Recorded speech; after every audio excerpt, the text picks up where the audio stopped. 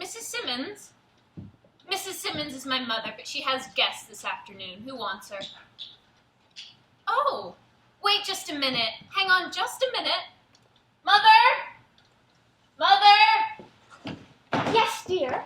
Telephone. Oh, no, dear. Not with all of them in there. Just say I'm busy. But, Mother, it's the society editor of the Evening Newsbeat. Oh, the society editor. She's very important.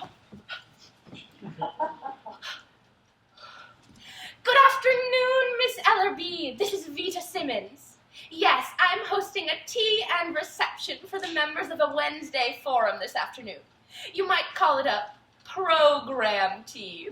You know, my mother, the late Marcella Pinney Dowd, pioneer, cultural leader, came here on Ox Team when she was a child and founded the Wednesday Forum.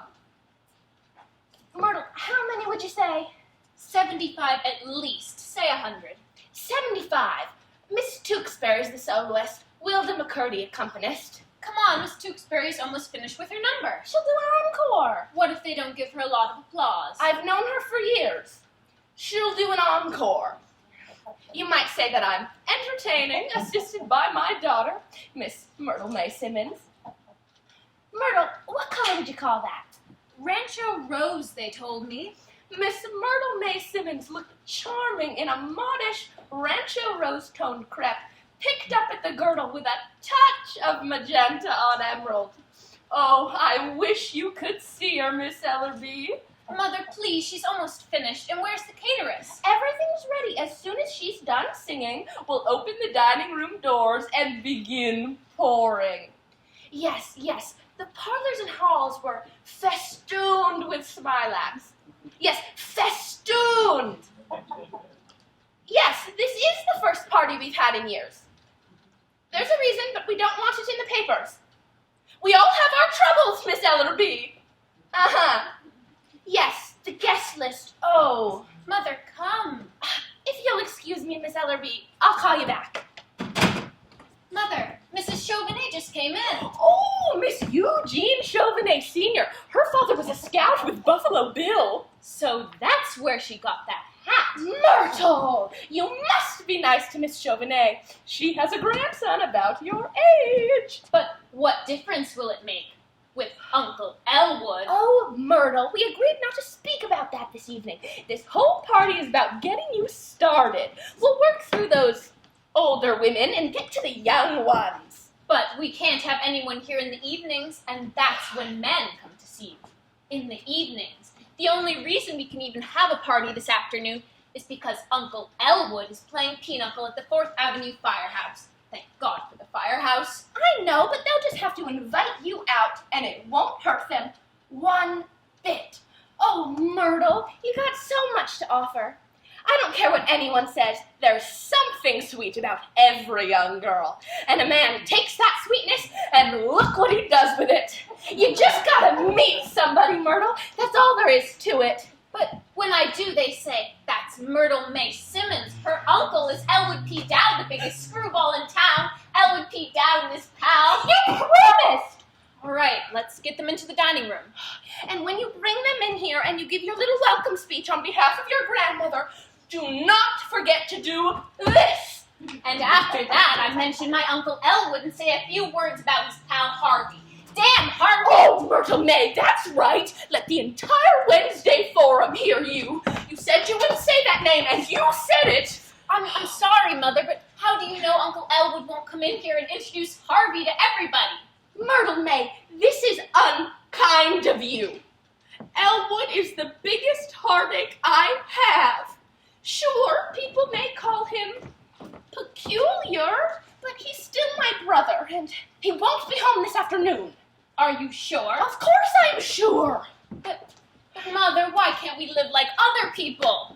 Must I remind you that Elwood is not living with us. We are living with him. Living with him and Harvey.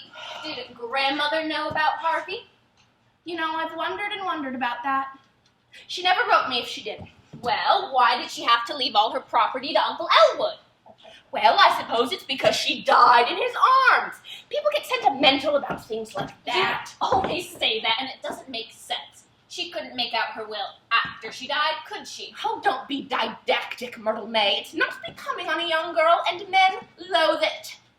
Now, please, don't forget to wave your hand. I'll do my best. Oh, Miss Tewksbury's voice certainly is fading. Not fast enough. Lovely, Miss Tewksbury, just lovely. We loved it.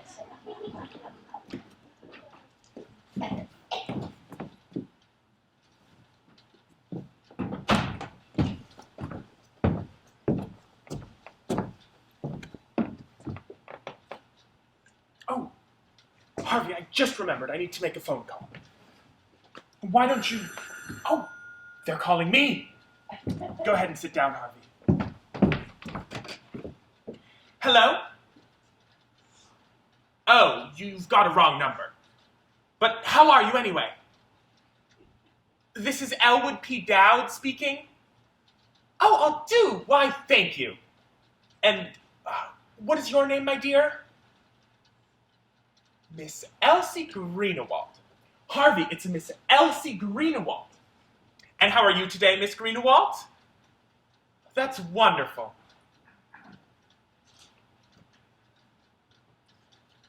Oh, why yes, I would be glad to join your club. I belong to several clubs as it is now. The University Club, the Country Club, the Pinochle Club at the 4th Avenue Firehouse. I spend a great deal of my time there, or at Charlie's Place, or at Eddie's Bar. And what is your club, my dear?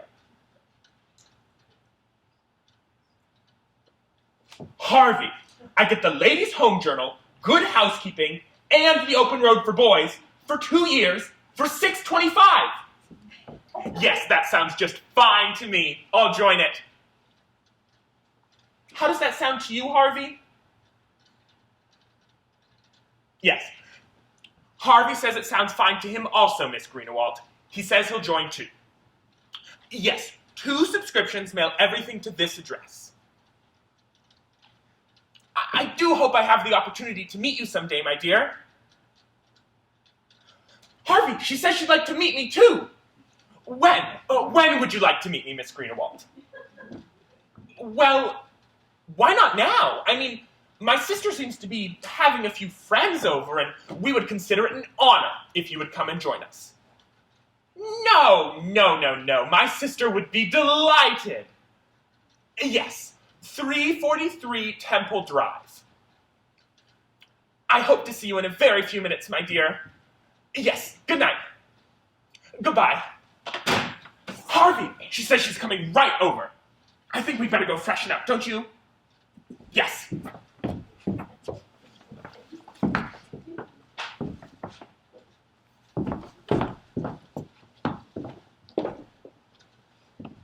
Can't seem to remember where I've put that guest list for Miss Ellery. Perhaps it's on my dresser? Mother, Mrs. Chauvenet, she's asking for you. Here's Mother, Mrs. Chauvenet. Here she is. Simmons, I thought you were dead. Aunt Ethel! No, I'm very much alive. Thank you. And this full-grown girl is your daughter? I've known you since you were a baby. I know. Oh, what's your name, dear? That's Myrtle. Myrtle May, for the 2 sisters of her father. He's dead. That must be what confused you. Where's Elwood? Elwood couldn't be here this evening. Some tea. Can I get you some? Elwood isn't here? No. Oh, shame on him. That's the main reason I came. I wanted to see Elwood. Well, there are loads of people anxious to speak to you. Vita, do you realize it's been years since I've seen Elwood? No. Where does the time go? I don't understand it. I was saying to Mr. Chauvenet only the other night, what on earth do you suppose happened to Elwood Dow? I haven't seen him at club dances anymore, or at a horse show in years. Does Elwood see anybody these days? Oh, yes, Aunt Ethel. Elwood sees somebody. Oh, yes. Is he happy, Vita? Oh, yes. Elwood is so happy. There is no need to worry about Elwood. There's Mrs. Chauvenet. That's my name. That dear. is your That's my name. Sorry, I get a little confused. Oh, okay. Mrs. Frank Cummings just came in. Would you like to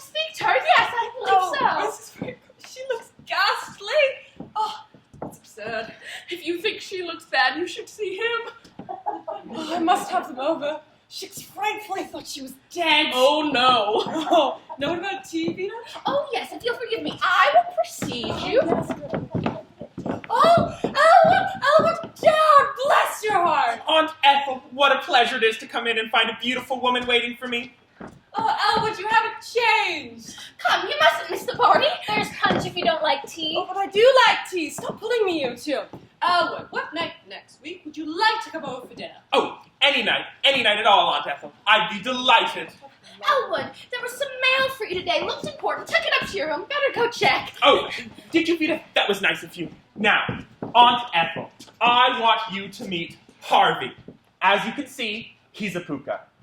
Harvey, you've heard me speak of Mrs. Chauvenet? Yes, we always call her Aunt Ethel. She's one of my oldest and dearest friends. Well, oh, yes, that's right. This is the one. She is the one. He was just saying how he would have recognized you anywhere. Vita, Myrtle May, you both look lovely. Now, Harvey, why don't you come with me into the park? We'll say hello to all our friends. If you'll excuse me, Aunt Ethel, I do beg your pardon. What? You're standing in his way? Come along, Harvey. Oh,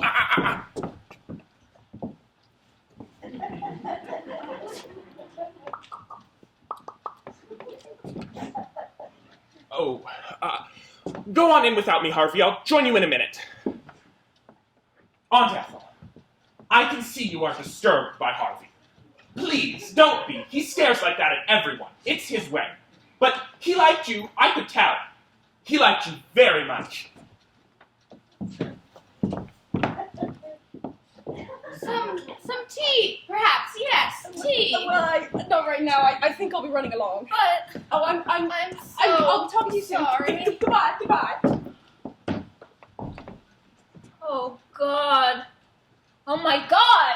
Myrtle, where are you going? Up to my room. He's introducing Harvey to everybody. I can't face these people now. I wish I were dead. No, come back here. Stay with me. We'll get him out of there and up into his room. I won't do it. I can't. Myrtle May, come! Now, pretend I'm fixing your corsage. Oh, Mother. We've got to pretend we're having a gay little chat. When you catch his eye, tell me he always comes when I call him. Now then, do you see him yet? No, not yet. How do you do, Mrs. Cummings? Smile, can't you? I'm smiling, and he's my own brother. Have you no pride for this family? Oh, Mother, people get run over by trucks every day. Why can't something like that happen to Uncle Elwood? Myrtle May!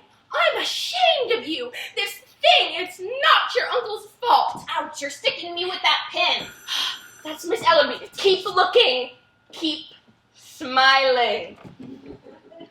Mrs. Cummings is leaving. Uncle Elwood must have told her what Harvey is. God. Hello, Miss Ellerby. Should you come in what you have on? Well, what have you on? I'm sorry. Who is this? Miss Greenawalt, but I don't know a Miss Greenawalt. Should you what? I'm sorry. May I ask who invited you? Mr. Dowd. I'm sorry, but I think there's been a mistake. Well, I never. Never what? One of your Uncle Elwood's friends asked if she should bring a quart of gin to the Wednesday forum. There he is. He's talking to Mrs. Halsey. Is Harvey with him? What a thing to ask. How can I tell? How can anybody tell but Uncle Elwood? Elwood, could I see you for a minute, dear? We're gonna get him out of there. He has disgraced our family for the last time. I'm going to do something I have never done before. What did you mean just now when you said this wasn't Uncle Elwood's fault? If it's not his fault, whose fault is it? Never you mind. I know whose fault it is. Elwood! Now, go back in there, hold your head up, and smile. You're no match for Uncle Elwood. You'll see. Mother's waiting for you. Hello, Elwood. Can I see you for a minute, dear? Oh, yes, sister. Excuse me, Harvey. Would you mind sitting down and waiting until the party's over? I have something I need to talk to you about. It's quite important. Yes, sister. I happen to have a little free time right now, and you are welcome to all of it. Would you like Harvey to wait too? Yes, Elwood. I certainly would. Oh, come, Harvey, sit down. Vita wants to talk to us. She said it's important. I think she wants to congratulate us on the impression we made at her party. Well, that's a marvelous idea. I wish I'd thought of it myself.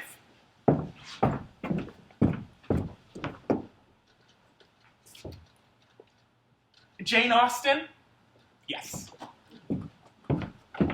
Oh, and Harvey, look, it's the deluxe edition. What? Oh, well, it says here limited Grosset and Dunlap. Yes, I haven't heard of them either. Just the usual acknowledgments, and then let's see here. Chapter 1. It is a truth universally acknowledged.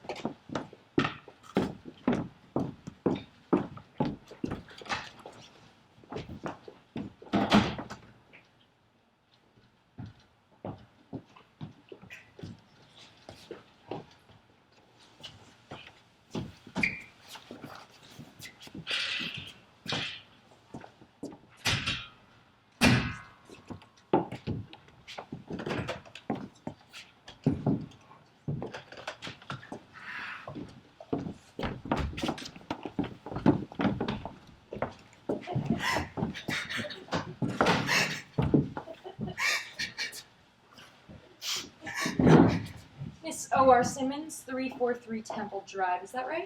Yes. I mean, it's old, of course, but we were born and raised there. I mean, it's our home. And you wish to enter your brother in the sanitarium for treatment. Your brother's name?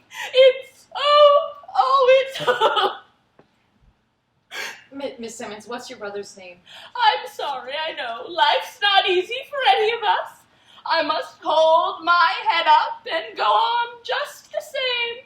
I mean, I guess that's just what Myrtle May's been telling me and what I've been telling Myrtle, but she's just so heartbroken over her Uncle Elwood. Elwood P. Dowd, that's it. Elwood P. Dowd, his age? 47 on the 24th of last April. He's a Taurus, like the bull. I'm a Leo and Myrtle's on a cusp. 47, is he married? Oh no, Elwood never married. He preferred to stay at home with Mother. Oh, how Elwood loved his home. Do you have him with you now? Yes, I tipped the cab driver $1 extra to wait with him. Of course, I couldn't tell him why. You can't just tell these things to perfect strangers. Mr. Wilson, would you go down to a taxi in the driveway and ask Mr. Dowd if he would be good enough to step up to a room number 24 South Wing G? Ask him? This is his sister, Miss Simmons. Yes, why, certainly I would be glad to escort him. Thank you. Now, Miss Simmons, you'll find the rates here on this card. Oh no, that will all be taken care of by my mother's estate. Judge Gaffney's our attorney. Okay, let me go see if Dr. Sanderson can see you now. Dr. Sanderson? I want Dr. Chumley himself.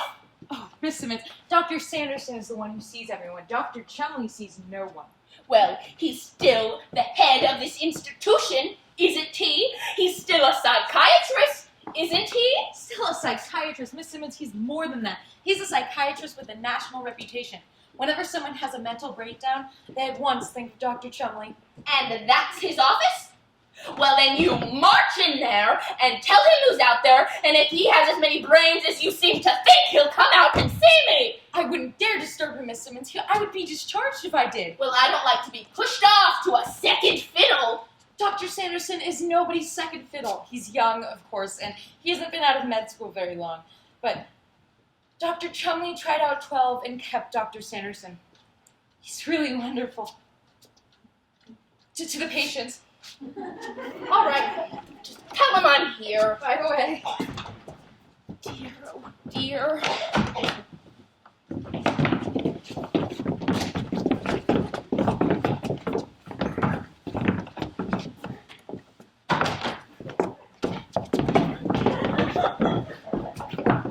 Oh, Vita! Isn't this wonderful? God, what to do about him?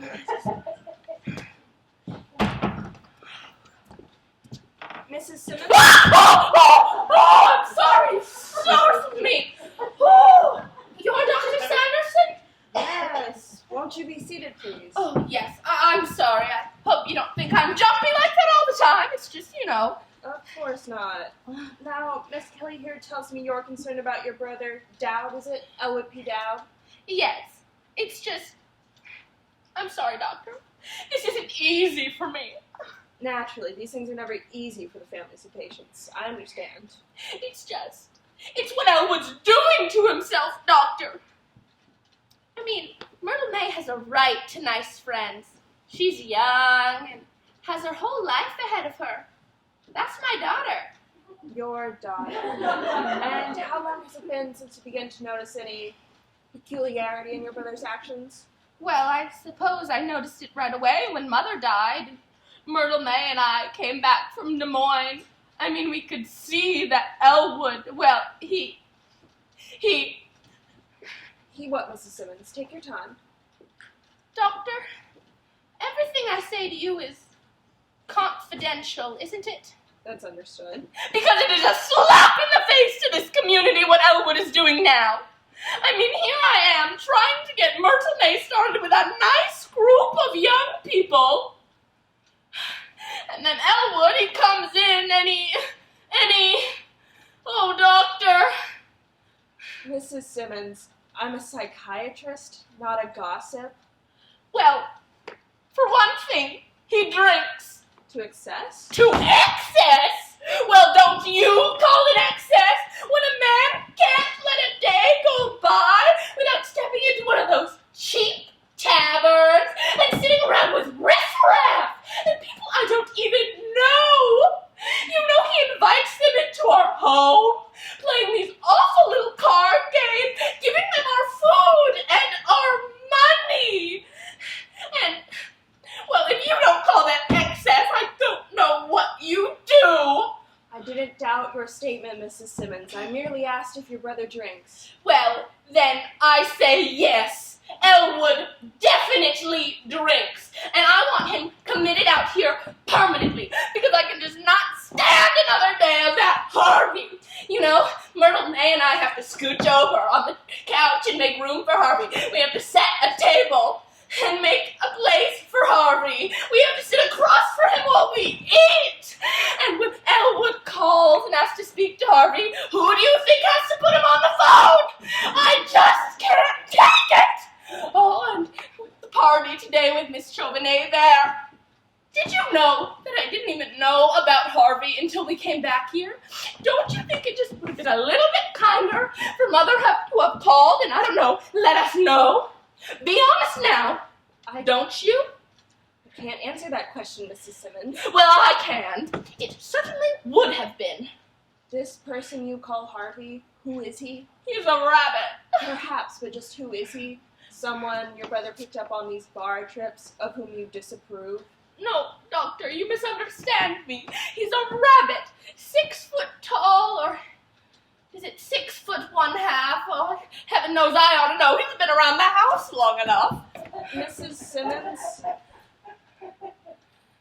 Doctor, must I continue to repeat myself? My brother insists his best friend is a rabbit. The rabbit's name is Harvey. They do everything together. He buys them railroad tickets, train tickets for both of them. And I just can't stand it! So are you going to help me?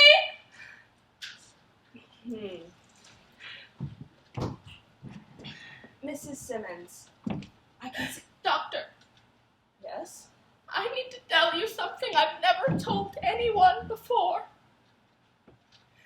Sometimes I see that big white rabbit too! Oh, isn't that terrible? I've never even told that to Myrtle May. And what's worse, he's every bit as large as Elwood claims. Now don't you tell that to anyone ever! I'm ashamed! Right. Of course, Mrs. Simmons. Now, I can see that you're very, very tired. Well, I certainly am. Grief over your mother's death depressed you considerably? Nobody knows how much. Been losing sleep? How could I sleep with what's been going on? Short-tempered over trifles? How could I keep my temper living with those two? Loss of appetite? Yes, and I had it. I want him committed. Of course, Mrs. Simmons. Now, you just stay right there, and I'll help you. Oh, thank you, Doctor. How kind. Well, I'll just go down to the cab to get Elwood's things. Yes. Why didn't anyone answer the buzzer? I didn't hear you, Doctor. Mrs. Simmons? Sound the gong, Wilson. We can't let that poor woman leave the grounds. She's made with a getaway, huh, Doc? Her condition is serious. Go after her. I can't believe it. Main gate, Henry, Dr. Sanderson. Let no one out of the main gate. We're looking for a patient. I shouldn't have left her alone, but no one answered the buzzer. Wilson was in South, Doctor. What have we available, Miss Kelly? Number 13, Upper West R is ready. Have her taken there immediately. I will prescribe preliminary treatment. But get her brother on the phone, Dowd, LOP Dowd. But, Doctor, I thought the woman was okay. She said the treatment was for her brother. Of course she did. It's the oldest dodge in the world, always used by a cunning type of psychopath.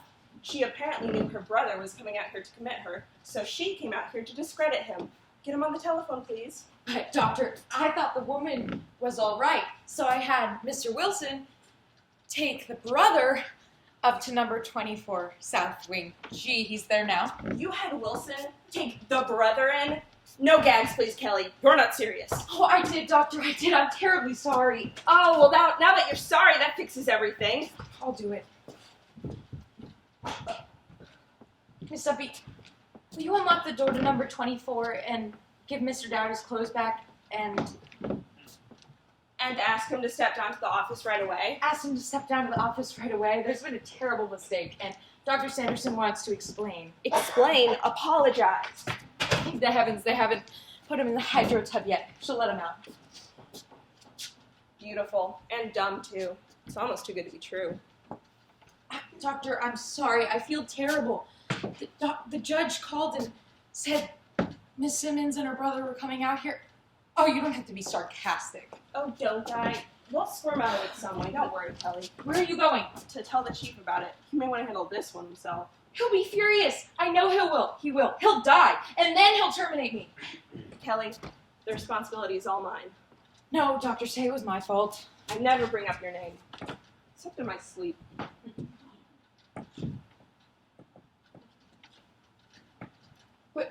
What shall I do with Mr. Dowd? He'll be furious. He'll probably be fit to be tied, but, well, he's a man, isn't he? I think so. His name is Mr. So, go into your old routine, you know, the eyes, the swish, the works.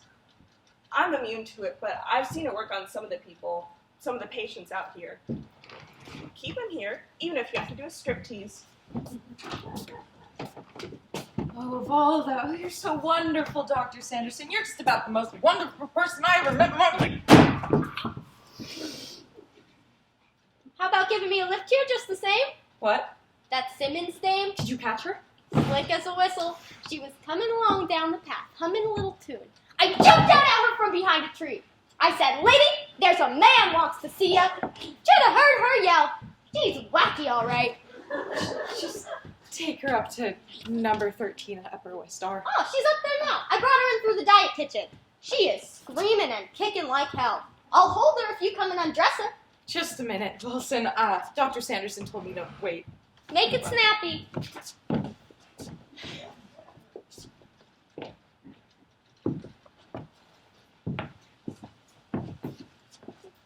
Mr. Dowd. Elwood P. Hi, I'm Miss Kelly. Oh, let me give you one of my cards. Now, if you should want to call me at this number, not at that one. That's the old one. Thank you. Perfectly all right. And don't worry if you lose it. I have plenty more. Won't you have a seat, Mr. Dowd? Oh, yes, thank you. I'll have two. Allow me.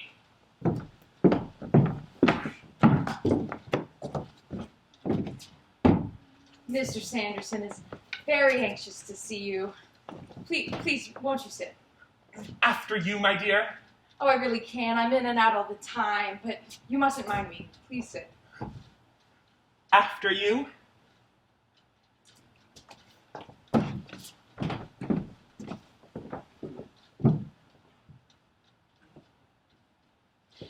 Can I get you a magazine to look at? Oh, no, I'd much rather look at you, Miss Kelly, if you don't mind. You really are very lovely. Oh, thank you. Some people don't seem to think so. Well, some people are blind. That is very often brought to my attention. Now, I would like to have you meet a very dear... Mr. Dowd! Pete, let me give you one of my cards. Now, if you should want Mr. to... Dowd, I'm Dr. Lyman Sanderson, Dr. Chumley's assistant out here. I'm glad to meet you, Doctor. Good on you. Now, how are you? That's going to depend on you, I'm afraid. You met Miss Kelly? Yes, I have had that pleasure. Now, I'd like both of you to meet... Later on, we'd be glad to. But won't you please be seated because... First... After Miss Kelly. Sit down, Kelly.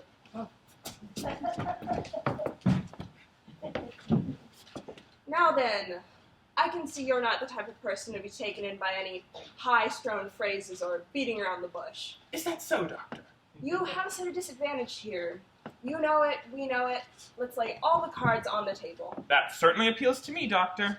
Best way in the long run. People are people, no matter where you go. That is very often the case. And being human are therefore liable to mistakes. Miss Kelly and I have made a mistake here this afternoon, and we'd like to explain it to you. It wasn't Dr. Sanderson's fault, Mr. Dowd. It was mine. A human failing, as I've said.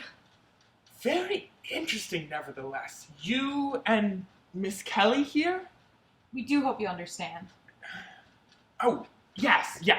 These things are often the start of a very long and warm friendship. And the responsibility is, of course, not Kelly's, but mine. Doctor, your attitude may be old-fashioned, but I like it. Now, if I had seen your sister first, that would have been an entirely different story. Well, I think the world and all of Vita, but I thought she had seen her day. It's just, she'd already talked to Miss Kelly, and there was a phone call from your family lawyer, Judge Gaffney. Oh, Judge Gaffney, I know him. He's my lawyer. And I know his wife, too. Wonderful people. Have you got a light? Oh, here, let me get you a light. Now, your sister was so nervous she plunged right away into a heated tirade on your drinking. That was Vita. She became hysterical. I tell Vita not to worry about that. I'll take care of that. Exactly. And I suppose you take a drink every now and then, just like the rest of us. Oh, yes, I do. I mean, as a matter of fact, I'd like one right now. Matter of fact, so would I. But your sister's reaction to the whole matter of drinking was entirely too intense. Oh. Does your sister drink, Mr. Dowd? Oh.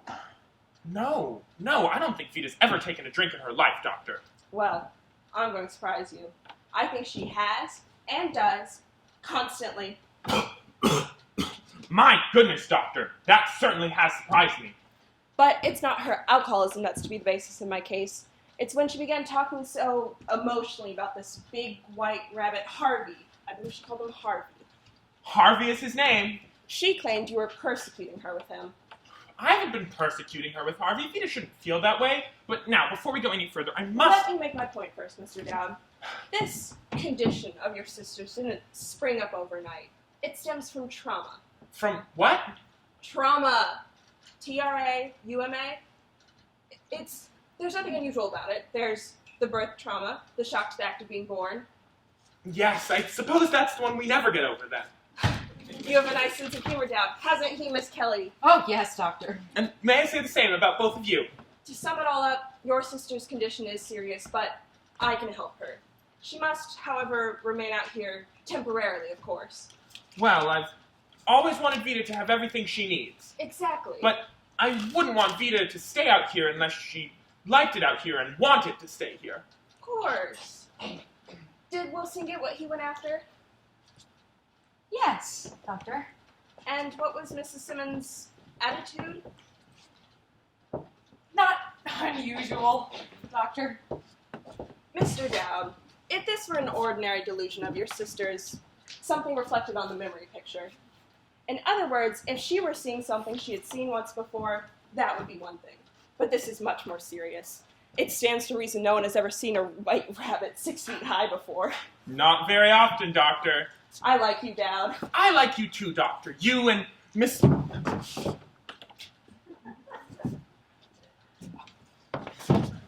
You and Miss Kelly here. So your sister must be committed here temporarily. Under these conditions, I'd commit my own grandmother. Does your grandmother drink too? It's just an expression, Mr. Dowd. Now, if you would just sign these temporary commitment papers as next of kin, just a formality, of course. Oh, you'd better have Vita do that, Doctor. She does all the signing and managing for the family. She's quite good at it, too. We really can't disturb her right now, Mr. Dowd. Oh, perhaps I'd better talk it over with Judge Gaffney? You can tell it all to him later. Tell him I advised it. And it isn't as if you couldn't just drop in here whenever you'd like and make inquiries. We'd be happy to have you. I'll make out a full visitor's pass for you. When would you like to come back? Wednesday, say? Friday, say? Well, you and Miss Kelly have been so kind to me, I could come back right after dinner, about an hour. Well, we're very busy around here, but I guess that's all right. I mean, I don't even need to leave now. I'm not that hungry. Happy to have you stay. But Miss Kelly and I really have to get going upstairs. I tell you what you might like to do. How about you take a look around here, just to put at rest any doubts in your mind about your sister's treatment here. If you go down this corridor, down to your right, you'll see the conservatory, beyond that the library, and finally the diet kitchen. Thank you, Doctor. For Vita's sake, I'd better go look at those. Very well. It's been a pleasure having this little chat with you, Mr. Dowd. I've enjoyed it too, meeting you and Miss Kelly. And may I say that for a layman, you show an acute perception into psychiatric problems. Is that so, Doctor? You know, I never thought I knew anything about it. Nobody does, don't you think? Well, the good psychiatrist isn't found under every bush. That's true! You have to find the right bush. Now, since we all seem to have enjoyed ourselves so much, I'd like to invite you to come with me now down to Charlie's place to have a drink. When I enjoy people, I like to stay right with them. We'd love to, but perhaps a rain check some other time. Oh, when? Can't say right now. Miss Kelly and I don't get off until 10 o'clock at night. Well, then let's go to Charlie's at 10 o'clock tonight. And you, Miss Kelly? Dr. Chumley doesn't approve of members of the staff fraternizing outside of business hours. But since you've been so accommodating, perhaps we could manage it. Oh, that's wonderful, Doctor. I'll meet you and Miss Kelly out here tonight at 10 p.m. with a cab, and we can all go and have a wonderful evening together. I want you both to become very good friends with a friend of mine. You said later on, so later on it will be. Goodbye.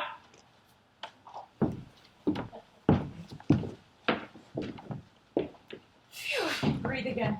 That was a close shave, all right. Your dad seemed like a reasonable sort of fella. That man is proud.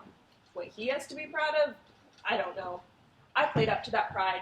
You can get to almost anybody you want to that way. Now I must go check in on that Simmons woman. Dr. Sanderson, you say you can get to almost anybody. How can you do that? Takes study, Kelly. Years of specialized training. You know, there's one thing I don't like about all this Dowd business. What's that? Having to make that date with him. Of course, Mr. Dowd is left here as a good friend and booster of the sanitarium. So I suppose I'll have to go, but you don't. Oh, No point in it, really. I'll sit with him, pat him on the back, have a drink with him, and then leave. I've got a date tonight anyway. well, I didn't intend to go anyway. The idea bored me stiff. I wouldn't go if I didn't go anywhere else in the world again. I wouldn't go if my life depended on What it. are you getting so emotional about, Kelly? He may have been a peculiar man with funny clothes, but he knew how to act. His manners were perfect. I saw you giving him the doll-puss stare. I didn't miss that. He wouldn't sit down until I sat down. He said I would look lovely, and he called me dear. I'd go out with him if you weren't going. Of course you would. And look at him. All he does is hang around bars all day. He doesn't work. All that corny bowing and getting up out of his chair every time a woman so much as makes him move. Why, he's as outdated as a cast iron deer. But you'd sit with him at a bar and let him flatter you. You're a wonderful girl, Kelly. Oh, now let me tell you something. You are the most Dr. Sanderson! Miss Kelly, Yes, doctor. tell the gardener to prune more carefully around my prized dahlias along the fence by the main road. They'll be ready for cutting next week. Oh yes, the difficulty with the woman seeing the rabbits, has it been smoothed over? Yes, doctor. I spoke to her brother, Dowd. He's a very reasonable man. Well, I've had many patients in my day who saw animals. I've never had a patient who saw an animal this large. Yet, doctor. She called him Harvey. Harvey. Unusual name for an animal of any kind. Why, Harvey's a man's name. I've known several men in my day named Harvey, but never a single rabbit. The case has an interesting phase, Doctor. Yes, doctor. I will now go upstairs with you and look in on this woman. It may be that we can use my formula 977 on her, and I'll give you my advice and prescribe the treatments, Doctor. And now, may I ask, this hat and coat on my table, whose is it? I don't know, doctor. Was it Dowd's? No, he wasn't wearing it when I saw him. Maybe it belongs to one of the relatives of the patients. Hand it here. There must be some kind of identification. Ah, yes. Yes, what's this? 2 holes cut in the crown of the hat. See? Must be some kind of new fad. Put them away. Hang them up. Get them out of here. Hello, Dr. Chumley. There you are. How is every little old thing? Fair. Thank you, Wilson. Fair. Listen, someone's gonna have to give me a hand with that Simmons dame. She is terrible. Order a straining jacket or something. Forgot me, did you? Well, I got her corset off all by myself. Impressive! We're going up to see this patient now, Wilson. She's in the hydro tub now. Oh my god. I left the water running on her. Wilson again? Willie, remember your promise? Hello, Dr. Sanderson. Willie, you haven't forgotten about Dr. McClure's cocktail party. Of course not. Promise him faithfully. I just have to go upstairs and look in on the patients and I'll be down shortly. Give a little quick diagnosis, Willie. You do not want to be late to the party. I'm dying to see the inside of that house.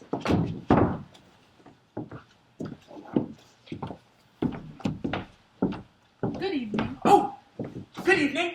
I'm Mrs. Chumley, Dr. Chumley's wife. Oh, and I'm glad to know that. Dowd is my name. Elwood P. Let me give you one of my cards. Now, if you should want to call me at that one. Don't call me at that one. That's the old one. Thank you. Is there something I can do for you? Oh, what did you have in mind? You seem to be looking for someone. Oh, yes, I'm looking for Harvey. I went off without him. Harvey? Harvey. Is he a patient here? Oh, no, nothing like that. Does he work here? Oh, no. He's what you might call my best friend. He's also a puka. He came out here with me and Vita this afternoon. Where was he when you last saw him? He was sitting in that chair there with his coat right over the back and his hat on this table. There doesn't seem to be any hat and coat around here now. Perhaps he left? Apparently, I don't see him anywhere.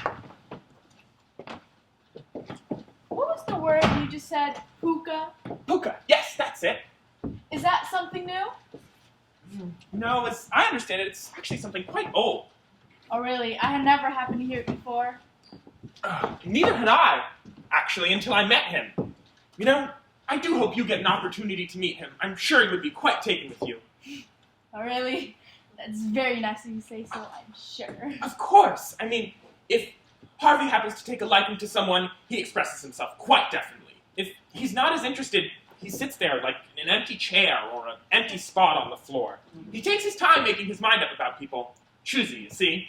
It's not such a bad way to be in this day and age. Harvey is very fond of my sister Vita. That's because he's fond of me, and Vita and I are from the same family. Now, you'd think that feeling would be mutual, wouldn't you? But Vita doesn't seem to be too fond of Harvey. Too bad, isn't it?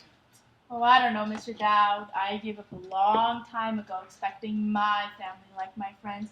It's useless. But we must keep on trying. There's no harm in trying, I suppose. Because if Harvey said to me once, he's said to me 1,000,000 times. I would do anything for you, Mr. Dowd. Mrs. Chumley, Yes. did you know that Mrs. McElhenney's Aunt Rose is going to drop in on her unexpectedly tonight from Cleveland? Well, no, I didn't. Well, neither does she. That puts you both in the same boat, doesn't it? Well, I don't know anybody named Mrs. Mrs. McElhenney. Harvey told me about her Aunt Rose, and Mrs. McElhenney is my neighbor. She lives right next to me, and she's a lovely woman. Harvey was telling me about her Aunt Rose, and that's a very interesting little news item, and you are perfectly free to pass that around. But, Well, Mrs. Chumley, have you time to come with me now downtown for a drink? oh, I'm waiting for Dr. Chumley, and if he came down and found me gone, he'd be liable to raise a he would be irritated. Yes, we wouldn't want that now, would we? Some other time, perhaps? Yes, thank you. No. I'll tell you what I'll do, however. What will you do, however? If your friend comes in here while I'm still here, I'd be glad to give him a little message for you. Oh, you would? I certainly appreciate that. No trouble at all. I wrote it down in the back of this. Thank you. Now, what would you like me to tell him if he comes in here while I'm still here? Tell him to meet me downtown. If he has no other plans, of course. Meet Mr. Dowd downtown. Any particular place downtown? Oh, Harvey knows where. He knows this town like a book. Harvey, you know where. Harvey what? Oh, just Harvey. I'll tell you what. What? Doctor and I are headed right downtown to 12th and Montague. Dr. McClure is having a cocktail party. A cocktail party at 12th and Montview. We're driving there in a few minutes. We could give your friend a lift into town. Oh, you do that? I hate to impose, but I certainly appreciate it. No trouble at all. Dr. McClure is having this cocktail party for his sister from Wichita. I didn't know Dr. McClure had a sister in Wichita. You know Dr. McClure? No. Oh, Yes. Well, it's been lovely to meet you, Mrs. Chumley, and I do hope you get a chance to meet Harvey. And thank you for all your help. welcome. Goodbye. Goodbye. Oh, and you can't miss Harvey. He's very tall. Like that.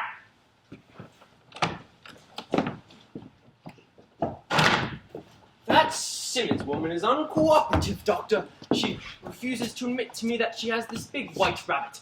Insists it's her brother. Give her 2 of these at 9. Another at 11 if she continues to be so uncooperative. Another trip to the hydroom at 8, and 1 in the morning at 7. Then we'll see if she doesn't cooperate then, once we doctor. Yes, doctor. You know where to call me if you need me. Ready? Bet! Yes, Willie. And Willie. Yes? There's a man in here. A man named, let me see, Dow. L.P. Dow. That That's Mrs. Simmons' brother, Doctor. I told him he could look around, and I gave him a full visitor's pass. She mustn't see anyone tonight, Snot. Anyone at all. Tell him that. He wasn't looking to see her. He was looking for someone. Some friend of his? Who could that be, Dr. Saunderson? I don't know. Was there anyone with him when you saw Miss Kelly? No, doctor, not when I saw him. He said it was someone he came out here with this afternoon. This afternoon. Dr. Sanderson? I told him if we located his friend, we'd give him a lift into town. Was that all right, Willie? Of course. Oh, yes. His friend was sitting right here in this chair with his hat and coat right over the top.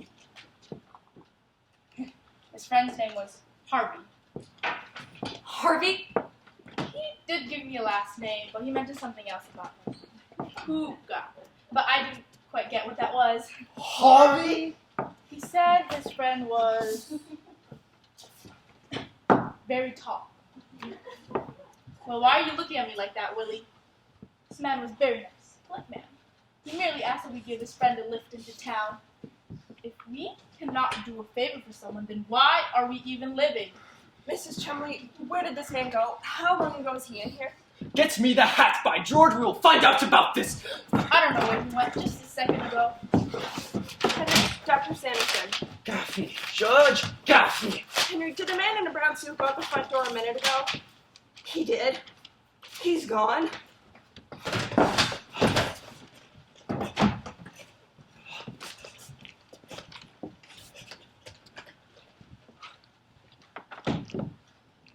Hello. Yes. This is Dr. William Chumley, the psychiatrist. Yes, Judge. I'm making a routine check upon the spelling of a name before entering it into our records. Earlier this afternoon, you called about having a client of yours committed. How was that name spelled? Yeah. With a W. Not a U. Elwood P. Dow. Thank you, Judge. Dr. Saunderson? I believe your name is Saunderson? You know that much, do you? You went to medical school. You specialized in the study of psychiatry. You graduated and you went forth. Perhaps they neglected to tell you that a rabbit has large pointed ears. That a hat for a rabbit would have to be perforated to allow for such extremities. Doubts seemed reasonable enough this afternoon, Doctor. Doctor, the function of a psychiatrist is to tell the difference between those who are reasonable and those who merely talk and act reasonably. Do you realize what you have done to me? Don't answer. I'll tell you. You have subjected me, a psychiatrist, to the humiliation of having to call, of all things, a lawyer to come out here to find who came to commit and who came to commit it. You let an overgrown white rabbit roam out of this facility. Doctor. Just a minute. Wilson, I want you. I will now have to do something I haven't done in 15 glorious years. I will have to go out after this patient, Elwood P. Dowd, and bring him back. And when I bring him back, your connection with this institution is terminated as of that moment. Do you understand? Don't laugh at me.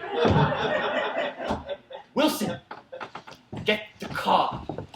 Pet, call them. Why is everybody laughing? This is not a big joke. Call the McClaws and say we can't make it. You two, go upstairs and get that woman out of the tub. Nobody takes me seriously anymore.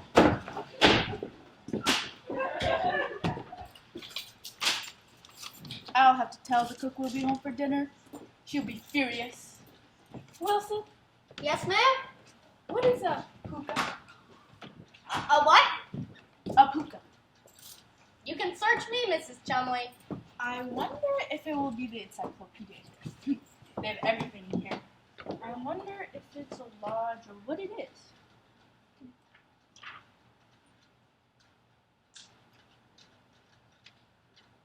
Oh, I don't dare to do this now. Dr. Chumley won't want me to find he's still here when he comes down. You raise a hell. I mean, oh dear. Hookah. Puka. P-O-O-K-A.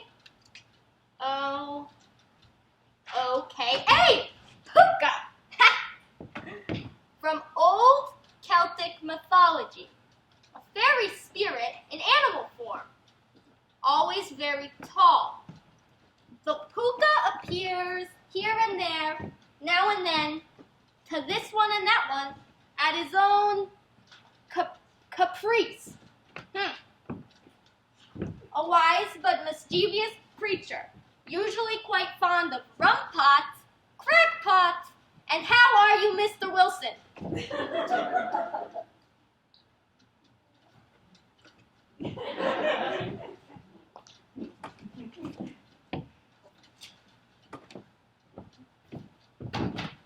How are you, Mr. Wilson? Who in the encyclopedia wants to know? Oh, to hell with it!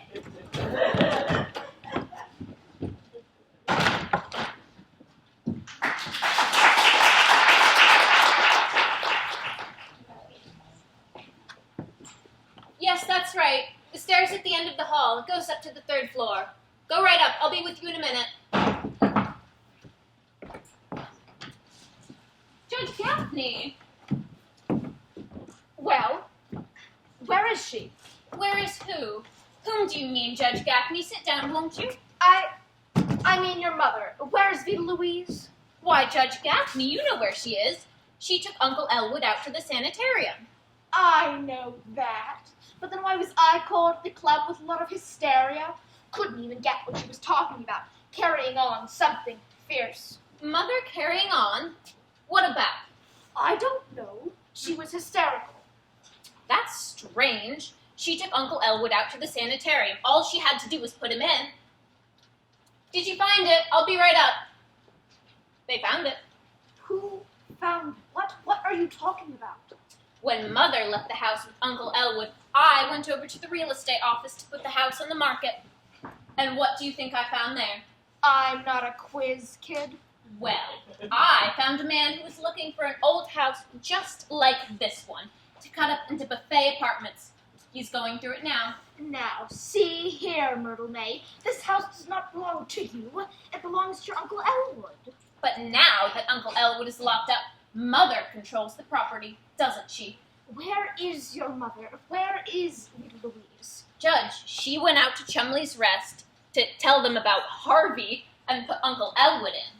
Why did she call me at the club when I was in the middle of a game and scream at me to meet her here about something important? I don't know. I simply don't know. Have you got the deed to this house? Certainly, it's in my safe. Myrtle, I feel pretty bad about this thing of locking Elwood up. Mother and I will be able to take a long trip now out to Pasadena. I always liked that boy. He could have done anything, been anything, made a place for himself in this community. And all he did was get a big rabbit. He had everything. Brains, personality, friends. Men liked him. Women liked him. I liked him. Are you telling me that once Uncle Elwood was like other men? That women actually liked him? I mean, in that way? Oh, not since he started running around with this big rabbit, but they did once. Once that mailbox of your grandmother's was filled with little blue-scented envelopes for Elwood.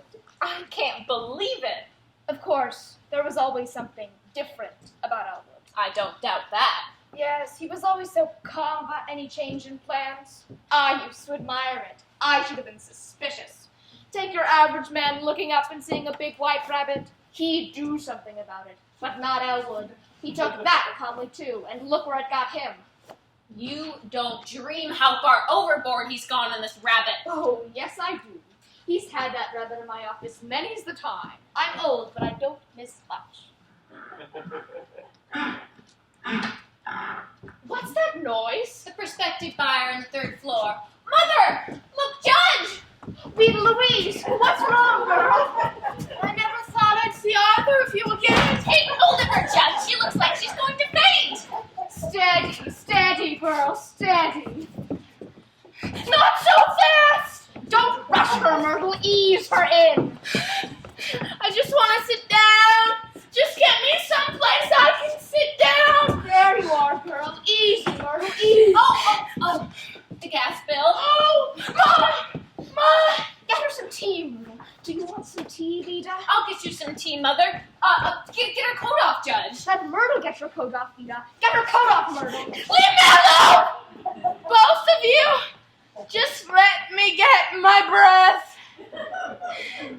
What happened to you, Mother? Omar, you gotta sue him! You gotta sue him! They put me in an Elwood out! What's this? Mother! Just look at my hair! But why? What did you say? What did you do? You must have done something.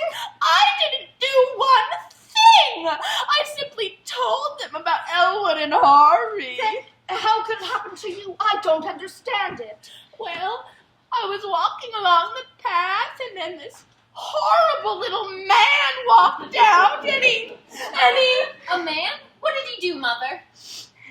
grabbed hold of me and he Go on, Vita Louise. Go on, girl.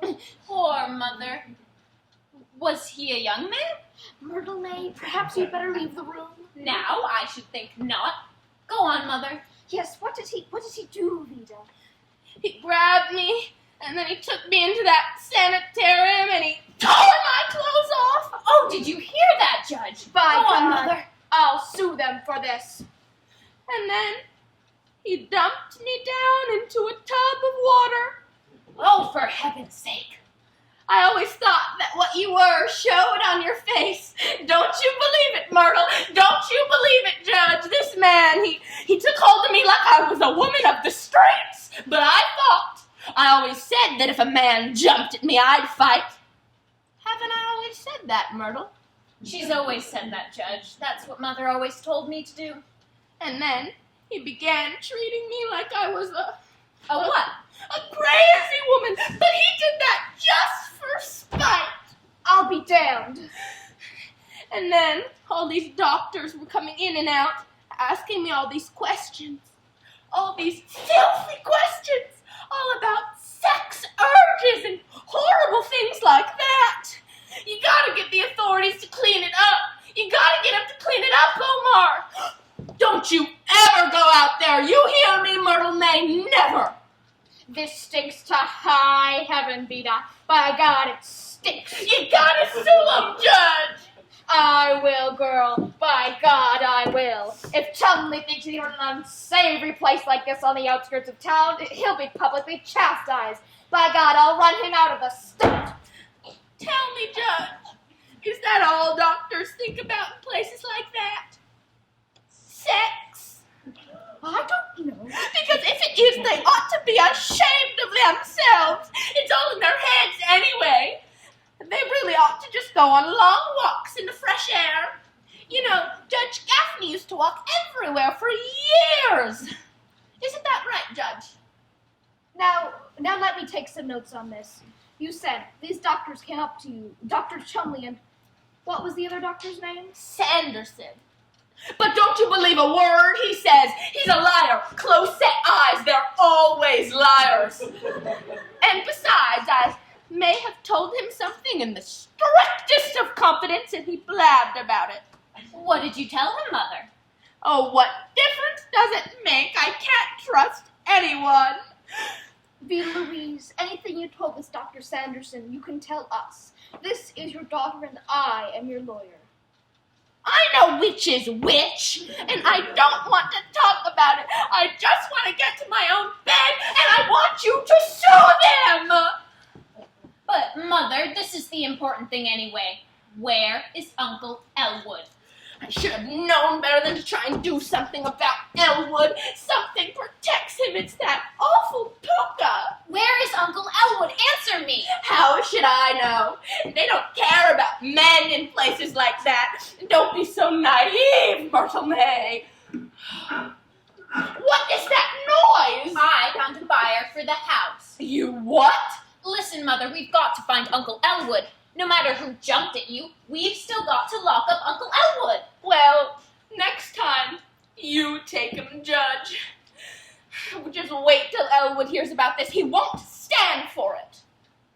And Judge, don't forget to sue them, please. And Myrtle, oh sweet Myrtle, all I hope is that you never, as long as you live, a man tears the clothes off you and dumps you down into a tub of water.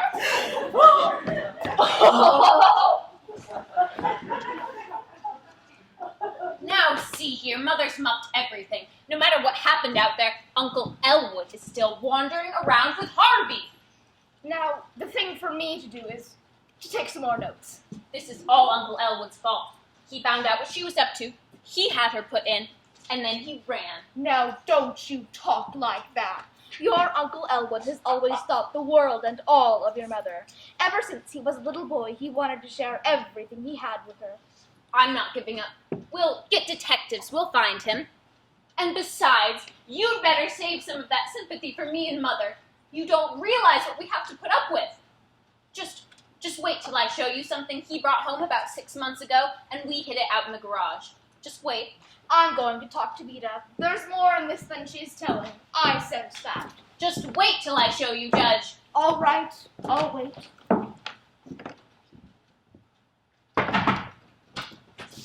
Okay. Is he here? What's this? That crackpot with the rabbit. Is he here? No. And who, may I ask, are you? Not here, Doctor. Okay. Dr. Chumley's coming in anyway. What's your name? Chumley. Well, I've got something to say to him. What's your name? Let's have it. I am Judge Gaffney. Where is Chumley? The reason I asked you your name is the doctor always likes to know who he's talking to. Huh. This man says his name is Judge Gaffney, Doctor. Well, Chumley. Good evening, Judge. Let's not waste time. Has he been here? Who? Elwood? No, but see here, Doctor. You sure he ain't been here? He's wise now. He's hiding. It'll be an awful job to smoke him out. It will be more difficult, yes, but I'll do it. They're sly, they're cunning, but I get them. I always get them. Have you got the list of places we've been, Wilson? Right here, Doctor. Read it. Okay. We've been to 17 bars. Eddie's Place, Charlie's Place, Bessie's Barn Dance, the 4th Avenue Firehouse, the 10th and 12th and 9th Avenue Firehouses, just to make sure. The Union Station, the grain elevator. Say, why does this guy go down to a grain elevator? The foreman is a friend of his. He has many friends, many places. I have stopped by here to ask if Mrs. Simmons has any other suggestions as to where we might look for him.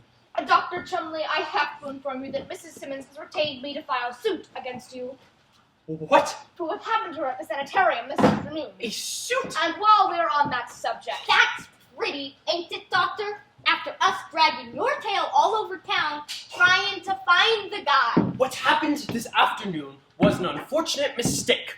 I have discharged my assistant who made it. I'm prepared to take charge of this man's case personally. It interests me. My interest in the case is something no amount of money can buy. You can ask any of them. but the business this afternoon, Doctor. What's under the dome? That's how I view it. I see it this way. The important item now is that we get that man and take him out to the sanitarium where he belongs. That's right, Judge. That is just what I think. Let me introduce Miss Myrtle May Simmons, Mr. Dowd's niece, Mrs. Simmons' daughter. How do you do, Dr. Chumley? How do you do, Miss Simmons? Hello, Myrtle. What? Oh. Now then, let me talk to Mrs. Simmons. Mother won't come down, Doctor. I know she won't.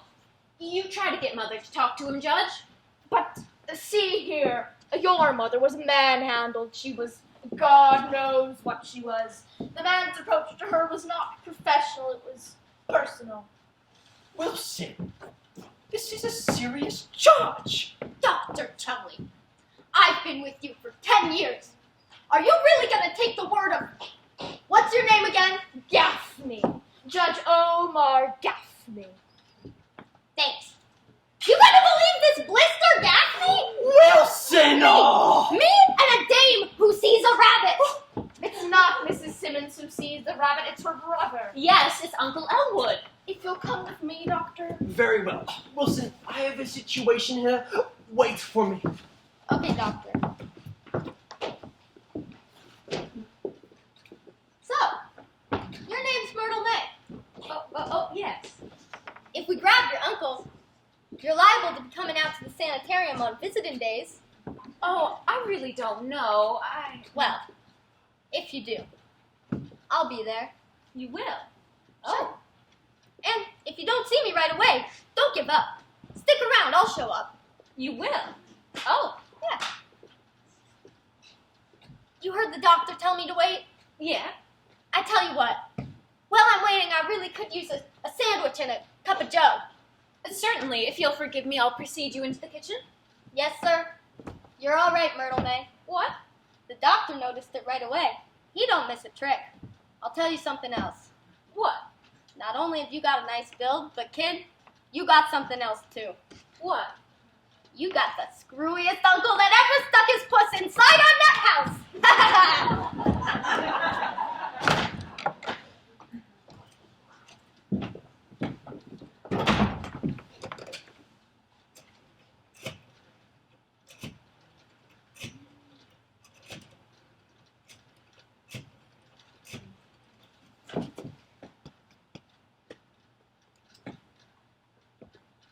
Hello? Chumley's Rest? Is Dr. Chumley there? Oh, it's Mrs. Chumley. How are you, Mrs. Chumley? This is Elwood P. Dowd speaking. Yes. Now, tell me, were you ever able to locate Harvey? Oh, don't worry about it. Don't worry about it. I'll find him. Yes, I am sorry I missed you at the McClure cocktail party. All of the people were charming, and I was able to leave quite a few of my cards. I waited until you phoned and said you couldn't come because a patient had escaped. Where am I? Well, I'm here, but I'll be leaving very shortly. I must find Harvey. Yes. Good night. My regards to you and anyone else you happen to see tonight. Yes. Goodbye.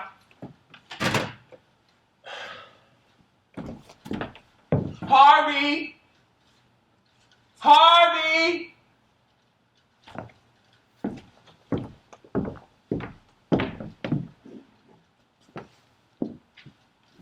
Harvey!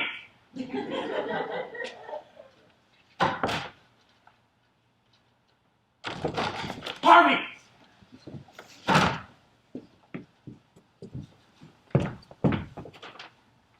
Well, do hope.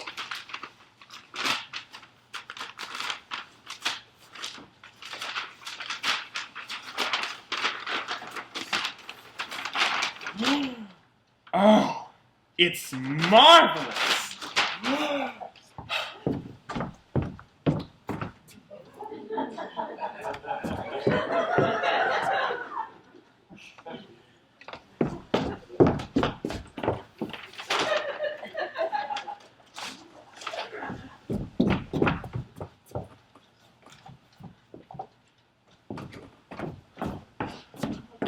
Oh, it's perfect.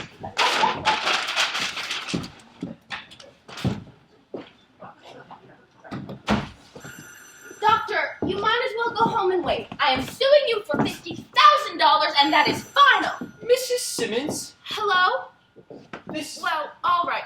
One moment. Yes? picture over your mantle? That portrait happens to be the pride of this house.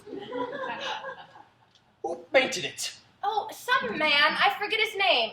He was around for the sittings, and then we paid him, and he left. Oh, no, this is Dexter, 1567. You have the wrong number. I suppose with enough money you can pay anyone to do anything. Doctor, when you pulled me out of the tub at your place, what is it that I said to you? You expressed yourself. I'm not sure of the exact language. I said, Dr. Chumley, this is a belated civility. Isn't that what I said? You said something of the sort. Well, you brought this up, so you might as well learn something real fast. See, I took a course in art this last winter, and the difference between a photograph and a fine oil painting is simply this. A mechanical thing like a photograph shows just the reality, but a painting shows not only the reality, but the dream behind it. It's our dreams that keep us going. It separates us from the beasts. See, I wouldn't even want to live if I thought life was just eating and sleeping and putting on your clothes and then, well, taking them back off. But this... Oh, Mrs. Simmons! Oh, steady now, steady! Don't get excited! Oh, goodness, okay. Doctor, that is not my mother! I'm glad to hear that, sir. Oh, Dr. Elwood's been here. Better be quiet. Oh, I'll take it. Hello? Yep. Mrs. Simmons, it's your brother. He's on the line. Let me talk to him. Act casual. Don't tell him I'm here. Hello, Elwood. Where are you?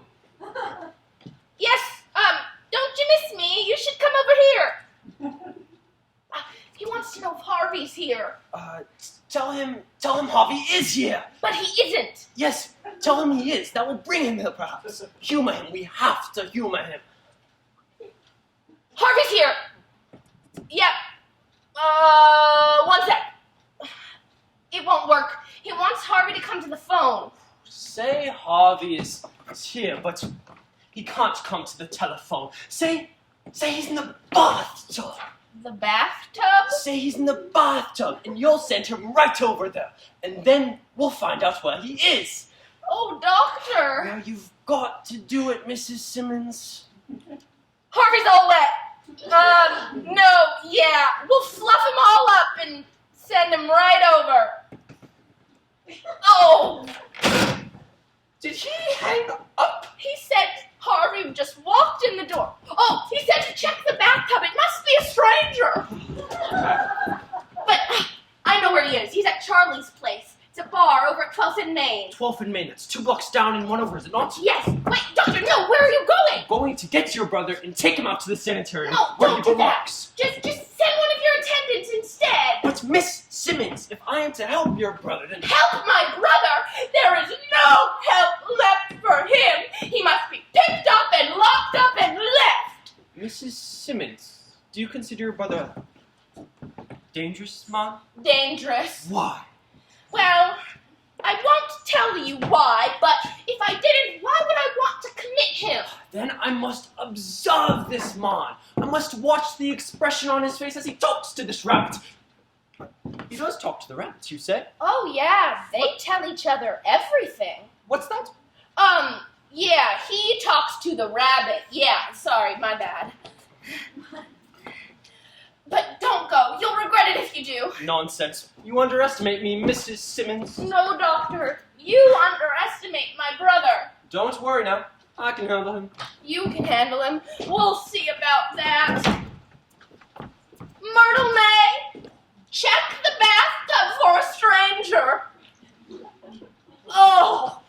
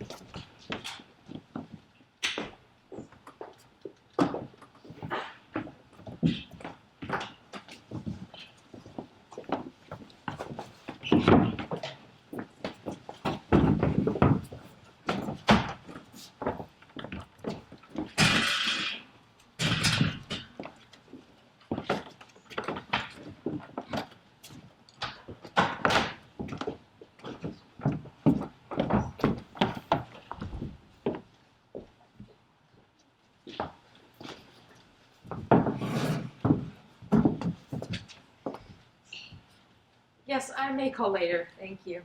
How about the stuff in your room, Doctor? Upstairs?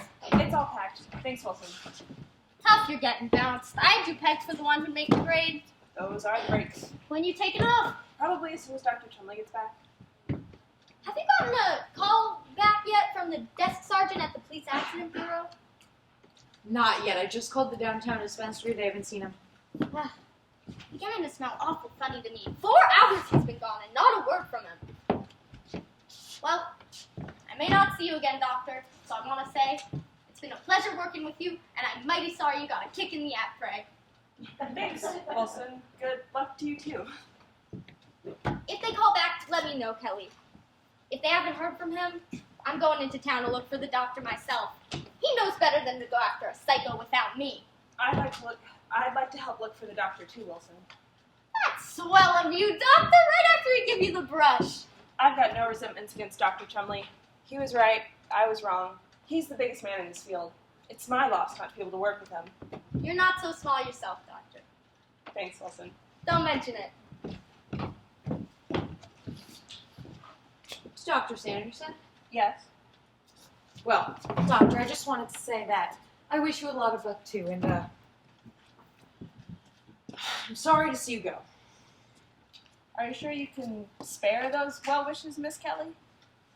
On second thought, maybe I can't. Forget it. Miss Kelly, this is for nothing. Just a bit of free advice.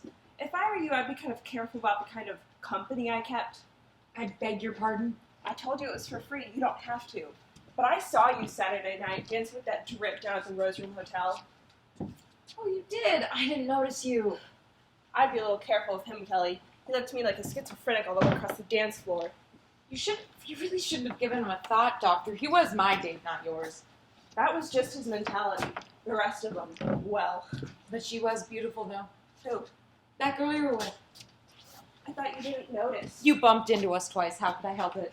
Not that it makes any difference to you, but that girl is a charming little lady. She has a sweet, kind disposition, and she knows how to conduct herself.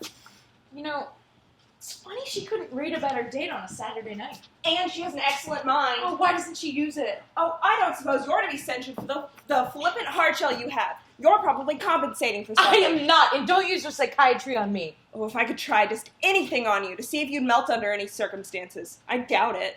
Guess you'll never know. Because you interest me as a case study. That's all. I'd like to know where you got that inflated ego. If you aren't the meanest person, inflated ego, case history. Don't run away. Let's finish this Leave one. me alone. Gladly. Yes. Johnny dress. Oh, Sergeant. No accident report on him in town or the suburbs. Look, Sergeant, maybe it's time we better start looking for a different... Oh, they're here now. Forget it. Mr. Dowd. Good evening, my dear. These are for you. Thank you. Yes, they're quite fresh, too. I just picked them outside. Oh, I hope Dr. Chumley didn't see. They're his prize dahlias. Did he go upstairs? Oh, not knowing I cannot state. But those colors look lovely against your hair. Thank you. I've never worn burnt orange before. It's such a trying color. You could improve any color, my dear. Did he go to his house? Oh, I don't know. Where's Dr. Sanderson? Over there in his office, I think. Thank you. Yeah, there you are. Dr. Sanderson, I have a cab waiting outside if you and Miss Kelly can get away now. Where is Dr. Chumley? Oh, is he coming with us? That's nice. I don't know. Well, I must apologize for being a few seconds late. I thought that Miss Kelly could really use some flowers. Although, after what happened out here this afternoon, Doctor, these flowers really ought to be from you. I mean, as you get older and pretty women start to pass you by, you'll think with deep gratitude of these generous girls of your youth. Down. The situation has changed since we last spoke this afternoon. But I urge you to have no resentments. Dr. Chumley is your friend, and he only wants to help you. Oh, that's nice. I should like to help him, too. If you'll begin by taking a cooperative attitude, Dowd, that's half the battle. We all have to face reality sooner or later. I've fought with Reality Doctor for over 40 years, and I'm happy to say I finally won out over it. Can you and Miss Kelly get away now? Here you are. Upstairs, buddy. We're going upstairs. Oh, there must be some mistake. Miss Kelly and Dr. Sanderson and I were just about to go downtown to have a drink. We'd be glad to have you join us, Mr. Wilson. Mr. Wilson. They have the most marvelous floor show. Yeah. Wait till you see the floor show we've got. Upstairs, buddy. Just a minute, Wilson. Where did you say Dr. Chumley went? Oh, as I said, he didn't confide his plans in me. You mean the doctor ain't showed up yet? Not yet. Where is he? That's what we're trying to figure out. Mr. Dowd walked in here by himself. Did he? Eh? Listen, you talk fast or I'm working you over. I'd really rather you didn't do that, and I'd rather you didn't even mention such a thing in the presence of a lovely young lady like Miss Kelly. Dowd, Dr. Chumley went into town to pick you up. That was 4 hours ago. 4 hours ago. My goodness, where has the evening gone to? Listen to that. Smart, eh? Just a minute, Wilson. Dowd, did you see Dr. Chumley tonight? Yes, I did. He came into Charlie's place around dinner time. It is a cozy spot. Why don't we all go down there and talk it over with a tall one? We're going nowhere, okay? Now I'm asking you a question, and if you don't button your lip and give me some straight answers, I'm going to beat them out of you. What you ask is impossible. What's that? Well, you asked that I button my lip and give you some straight answers. It can't be done. Let me handle this one, Wilson. Then handle it. But find out where the doctor is. Dowd, you say the doctor went into Charlie's place? Yes, he did, and I was glad to see him. Okay, go on. Well, he had asked for me, so naturally the proprietor brought him over and left him. We exchanged the conventional greetings. He said, "How do you do, Mr. Dowd?" And I said, "How do you do, Dr. Chumley?" I believe we said this at least once. Okay.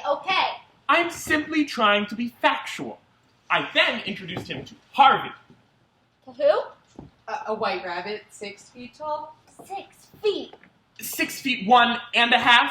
Okay. Fool around with him, and the doctor's probably someplace bleeding to death in a ditch. Oh, if those were his plans for the evening, he didn't tell me. Go on, Dowd.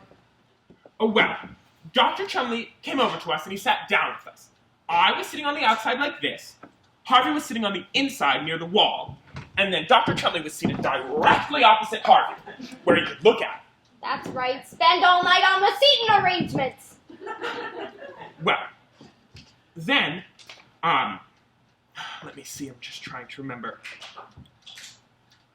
Harvey and Dr. Chumley began talking, and Harvey had mentioned to me, yes, it's coming back to me now. Harvey had mentioned to me that he wanted to drink. Knowing that he didn't like to drink alone, I suggested to Dr. Chumley that we join him. And then? We joined him. Go on. We joined him again. Then what? We kept right on joining him. Oh, skip all the joining! You are asking me to skip a large portion of the evening? Tell us what happened. Come on.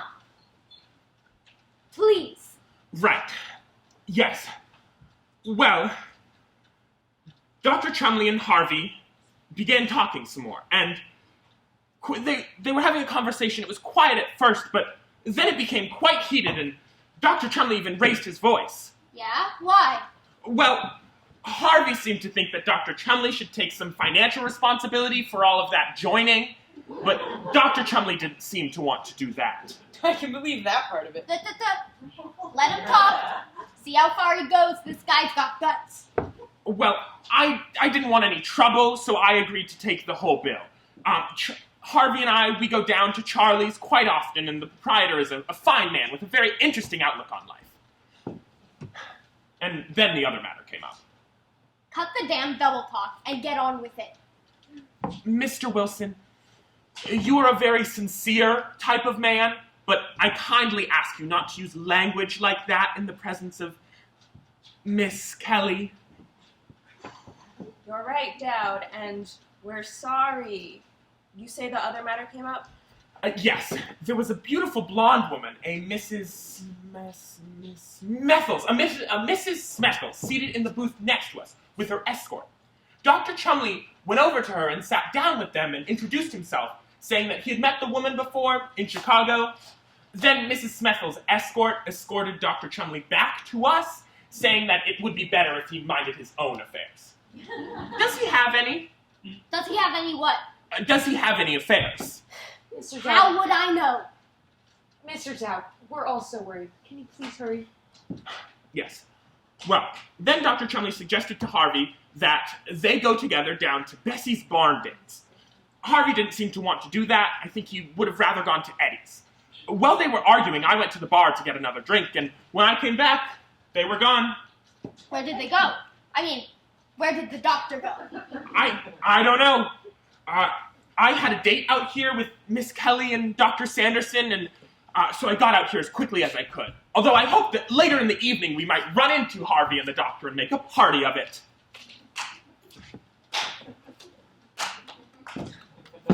So, you satisfied? You got his story. Listen, you're lying and we know it. I never lie, Mr. Wilson. You've done something with the doctor and I'm finding out what it is. Don't touch him, Wilson. Maybe he's not lying, Wilson. That's all this guy is! A bunch of lies! You two don't believe this story he tells about the doctor sitting there talking to a big white rabbit. Do you? Maybe Dr. Chumley did go to Charlie's place. Saw a big rabbit, I suppose. I mean, why not? Harvey was there. Dr. Chumley was a little frightened of him at first, but that gave way to admiration as the evening wore on. The evening wore on. That's a nice expression, and with your permission, I'll say it again. The evening wore on. With your permission, I'm gonna punch your teeth down your throat! Mr. Wilson, haven't you some old friends you can go play with? The nerve of this guy! He couldn't come out here with an ordinary case of DTs! No! He has to come out with a 6-foot rabbit! Look, as stimulating as all this is, I really must be going. Charlie's place? Yes. Is Dr. Chumley anywhere around there? He was there with Mr. Dowd earlier in the evening. What? Oh, well, don't bite my head off! Why, that man was mad. He said that Mr. Dowd was welcome anytime, and his friend was not. Well, that's Mr. McNulty, the bartender there. He thinks a lot of me. Now, let's all go down and have a drink. Wait a minute, Mr. Dowd. Yes, my dear. May I hold your hand? Yes, if you want to. Poor Miss Chumley is so worried. Something must have happened to Dr. Chumley. Can you please try to figure something out, try to remember something that might help her? For you, my dear, I would be willing to do anything. I'd be almost willing to live my life again. Almost. I've told you all there is. You're sure? Yes, but won't you ask me again? I love that warm tone you had in your voice just then. So did I. Oh, nuts! What? Nuts! Oh, I must be going. I have things to do. Mr. Dowd, what is it that you do? Well, Harvey and I, we sit in the bars, we have a drink or two, we play the jukebox. Soon, the faces of the people around us, they turn towards us and they smile. They're saying, "You're a fine man, mister, but we just don't know you yet." And Harvey and I, we warm ourselves in all these golden moments, and then the people, they come over to us. They sit with us, they talk to us, they drink with us, they tell us about all of the big, terrible things they've done and all of the big, wonderful things they will do. All of them very large, because nobody ever brings anything small into a bar. Like their hopes, their dreams, their loves, their hates, their regrets, all just so grand. But then I introduce them to Harvey, and he is bigger and grander than anything they've brought me. When they leave impressed. I mean, the same people seldom come back, but that's envy for you. There's a bit of envy in the best of us. Don't you think? How'd you happen to call him Harvey? Oh, that's his name. Yeah, but how do you know that? Oh. Well, that's actually a very interesting coincidence, Doctor. Late one night, several years ago, I was walking along Fairbank Street between 18th and 19th. You know the block. Yeah. Oh, well, I had just transferred my friend Ed Hickey into a cab. He'd been mixing his rye with his gin, and I felt he needed conveying. So I start walking again, and suddenly I hear this voice say to me, "Good evening, Mr. Dowd." And I turn, and there's this giant white rabbit leaning up against a lamppost. Now, I thought nothing of that, because when you've lived in a town as long as I've lived in this one, you get used to the fact that everybody knows your name.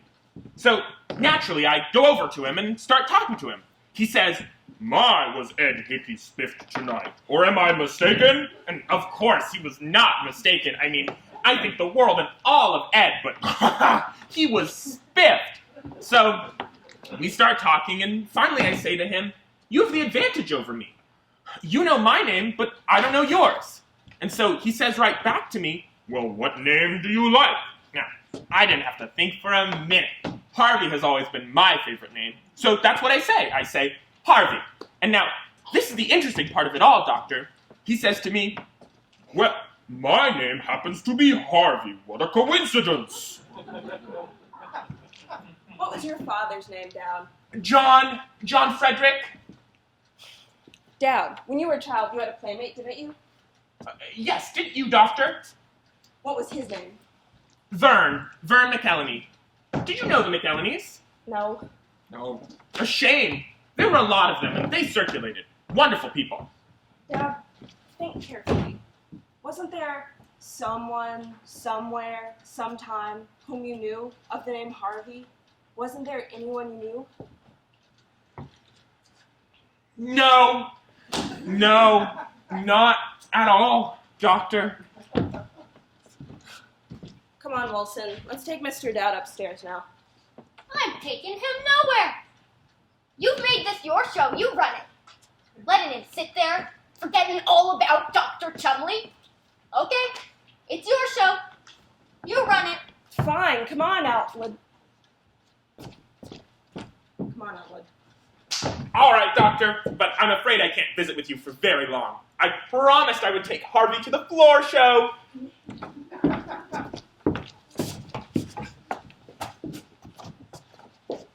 Oh, boy. Dr. Chumley, are you all right? All right? Of course I'm all right. I'm being followed. Lock that door. Who's following you? None of your business.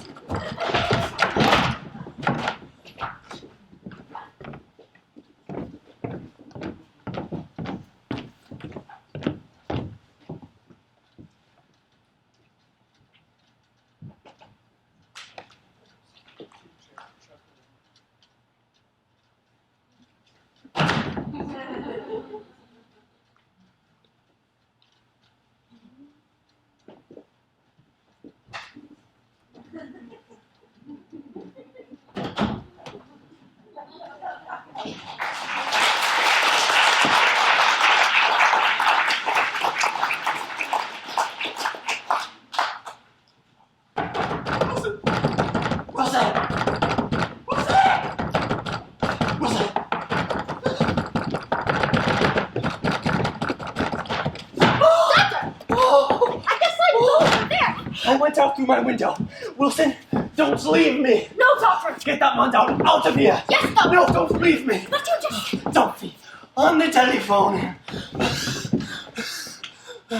Dumpy? Yeah, get that guy down his clothes and get him out here right away. Don't leave me. Just a second, Doctor. Oh, Judge Gaffney. I want to see Dr. Chumley. Hi, Myrtle. Hello. Chumley, we've got to talk to you. This thing is serious. It certainly is. More serious than you suspect.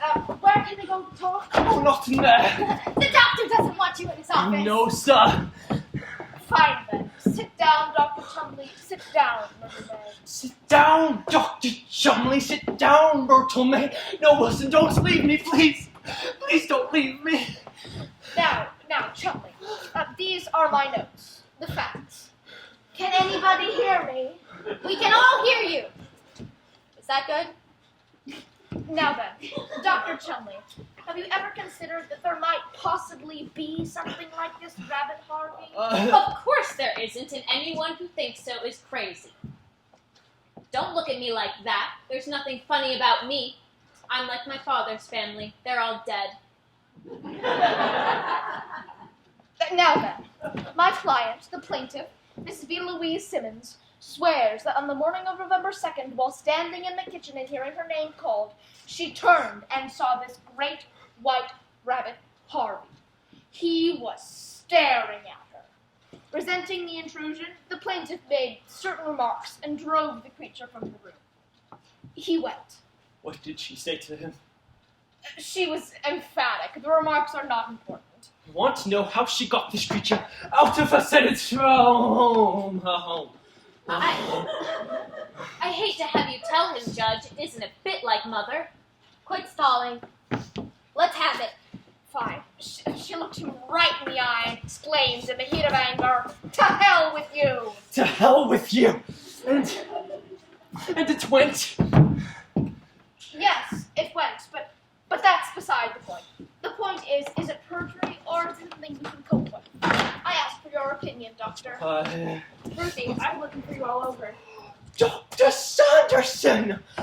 Disregard what I said earlier this afternoon. You're a very astute young man, and I want you on my staff. Oh, Lyman, did you hear? Oh, baby. Okay, see ya. You've just got to keep Uncle Elwood out here, Doctor. No. I want this sanitarium the way it was before that man came out here this afternoon. I know what you mean. You do?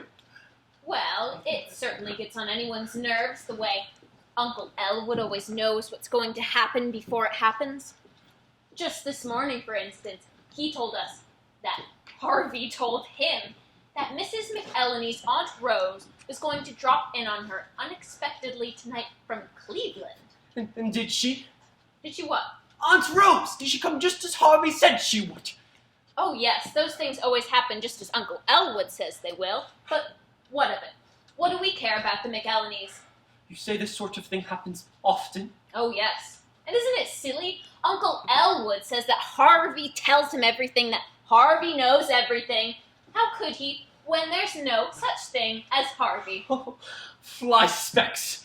I've been spending my life among fly specks while miracles have been leaning on lampposts on 18th and Fairbanks.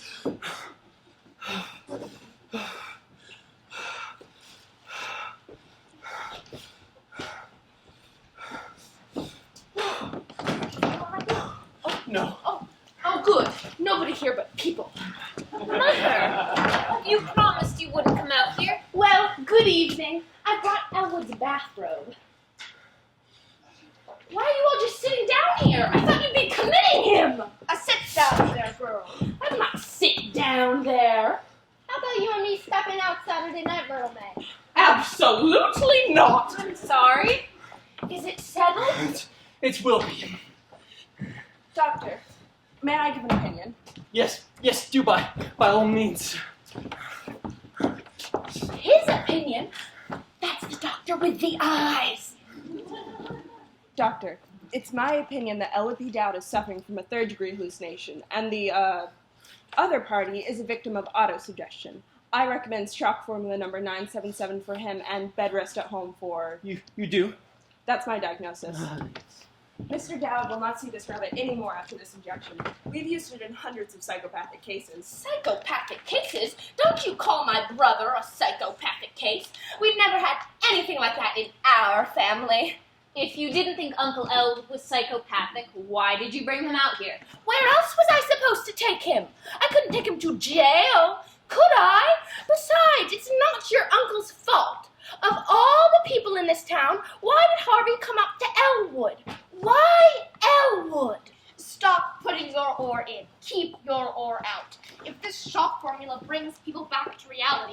give it to him. That's where we want Elwood. But I'm not sure it will work in a case of this kind, Doctor. It always has. Harvey always follows Elwood home. He does? Yes, but if Elwood doesn't see Harvey, then he won't let him in. And when Harvey comes to the door, I'll deal with him. Mother, won't you stop talking about Harvey as if there was such a thing? Oh, Myrtle May, you have a lot to learn, and I hope you never learn it. Oh, yes. Oh, good evening. Hello, Elwood. I brought you your bathrobe. Oh, thank you, Vita. Well, what do we do? We've got to do something. Yes, we must. I should say so. Yes, it is imperative. Well, while we're deliberating, why don't we all go down and have a drink? Oh, Elwood, you're not going anywhere. You're staying here. Yes, Uncle Elwood. Stay here, son. You want me to stay here. I plan to leave. An element of conflict in any discussion is a good thing. It means everyone is participating equally and no one is left out. Oh, and Doctor, by the way, how did you get on with Harvey? We're waiting for your answer, Doctor. What? What is your decision? Oh, yes, my decision. I must be alone with this man. Will you all please step into the other room and I'll have my diagnosis in a moment. Do hurry, Doctor. I will. Elwood, we'll be right back. You stay here. Mr. Dad, let me give you this chair. Oh, yes. And Mr. Dad, let me give you this cigar. Now, is there anything else I can get for you? What did you have in mind?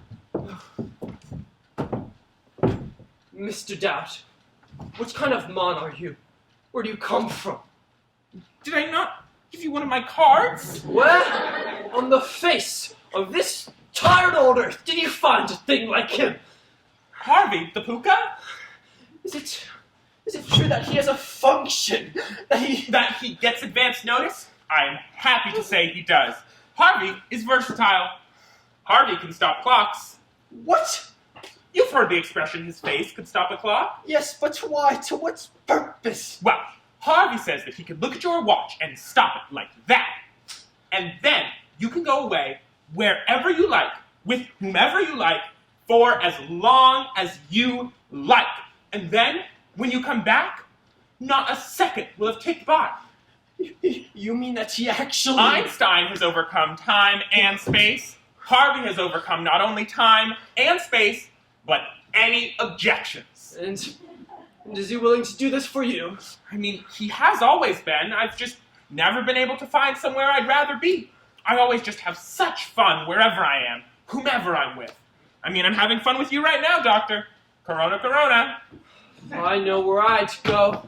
Where? I'd go to Akron. Akron? There's a small cottage camp outside Akron in a grove of maple trees. It's small. It's green. It's beautiful. I mean, they are my favorite tree. I'd go there with a pretty young woman, a quiet woman, a strange woman. Under a tree? I wouldn't even want to know her name. I'd just be Mr. Brown. Why wouldn't you want to know her name? You might be acquainted with some of the same people. I'd send out for a cold beer. I'd tell her things I've never told anyone before. Things that are locked in here. And then I'd send out for another cold beer. But All that, no whiskey? beer's better. I mean, maybe under a tree, but what if she asks you for a highball? I wouldn't let her talk to me, but as I talked, I'd want her to take her soft white hand and stroke my head and say, "Oh, you poor thing, oh, you poor thing."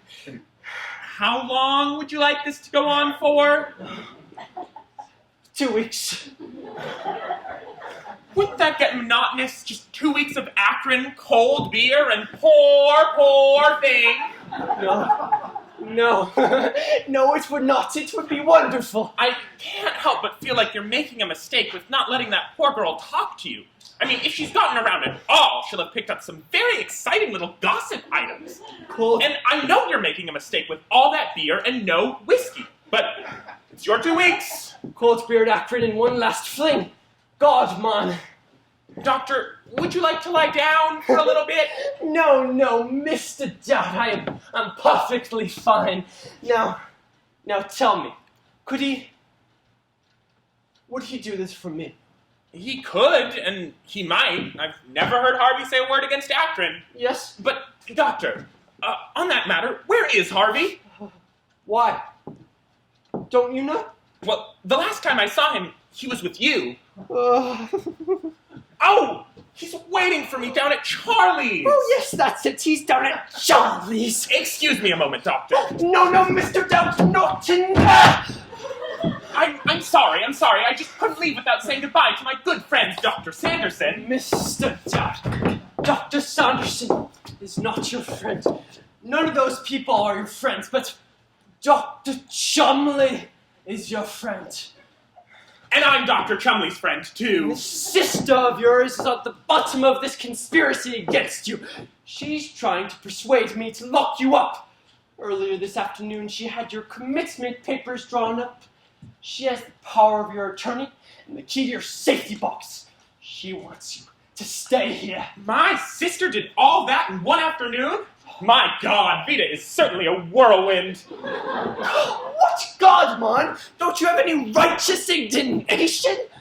Doctor, my mother would always say to me, in this world, Elwood, she would always call me Elwood, in this world, Elwood, you can be oh so smart or oh so pleasant. For years, I was smart. I recommend pleasant. You may quote me. Just the same. I will protect you if I have to commit her. Would you like me to do that? Oh, no, Doctor, not unless Vita wanted it that way. Not that you don't have a lovely place out here or anything. It's just that I think Vita might be happier at home with me and Harvey and with Myrtle May and the bed she loves and the pillows she loves. Oh, how she goes on about those pillows and, well, Mrs. Kelly, diviner grace has never blessed this enchanted face. Ovid's 5th elegy.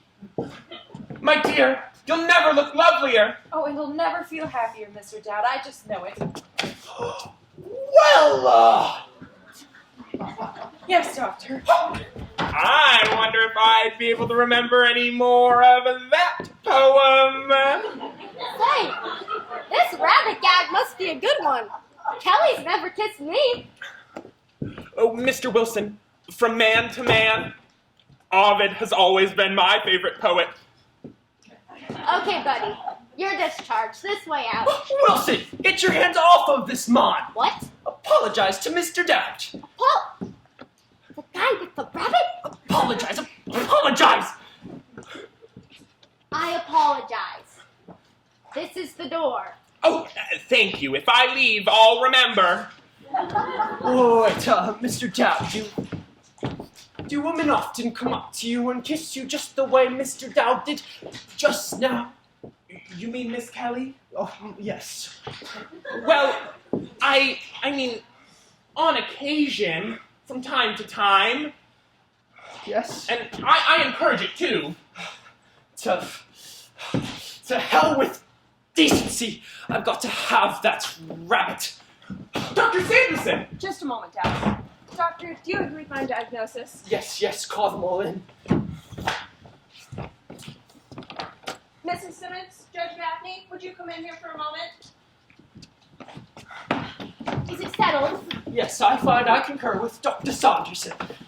Thank you, Doctor. Oh, that's wonderful. What a relief. Good boy. Why don't we all celebrate? I believe I have some new bars in the back of this book. This injection carries a violent reaction. We'll need his consent if we are to give it. Will he? Yes, if I ask him. To give up this rabbit? I doubt it. Don't ask him, just give it to him. Bessie's barn dance, Blondie's chickening, better late than never, Benny's driving. Elwood? Oh, yes. We'll go to Benny's driving.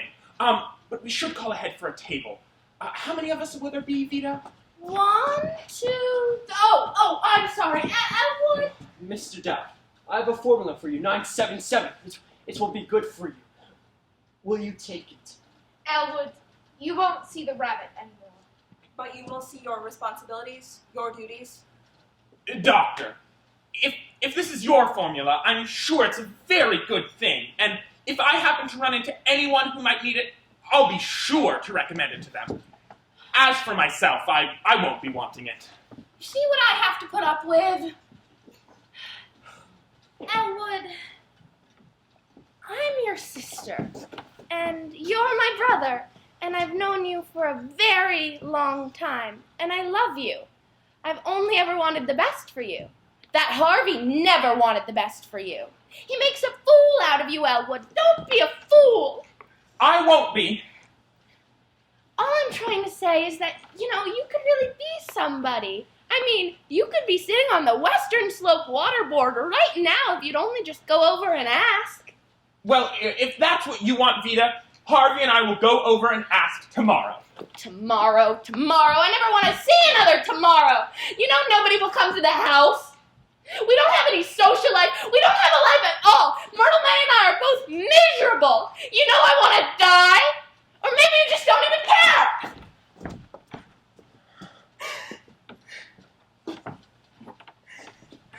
I've always wanted Vita to have everything she needs. Everything she wants. Are you sure, Vita? All right. I'll take it, Doctor. Where do I go? In Dr. Sanderson's office. Say goodbye to the old fellow for me, won't you? Doctor, how long will this take? Just a few minutes. Feel free to wait. We'll wait.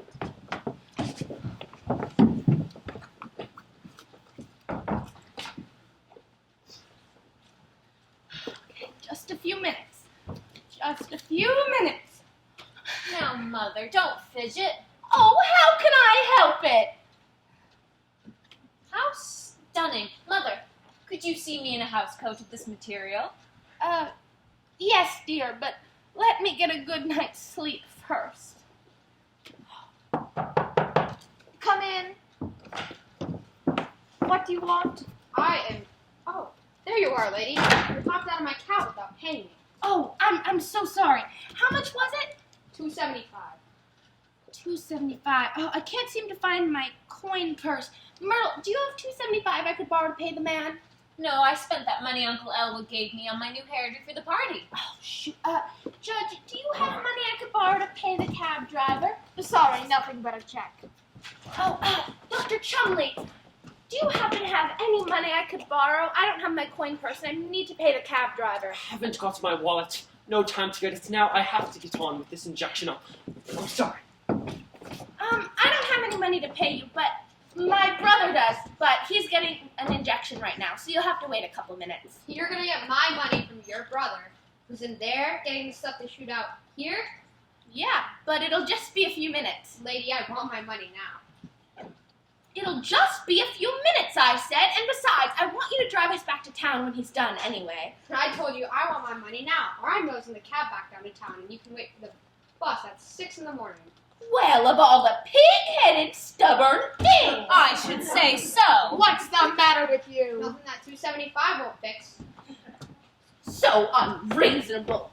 Dr. Chumley, could Elwood come out here for a minute? The cab driver won't wait. Make it quick. Could you pay the man $2.75? But not a dime more. He's been incredibly rude. Hello, Dowd is my name, Elwood P. Lofgren's mine, EJ. And I'm glad to meet you. That's my sister, Miss Vita Louise Simmons, my charming niece, Myrtle May Simmons, and Judge Gaffney, of course, and Dr. Chumley. Now, have you lived here long, Mr. Lofgren? All my life. And do you like your work?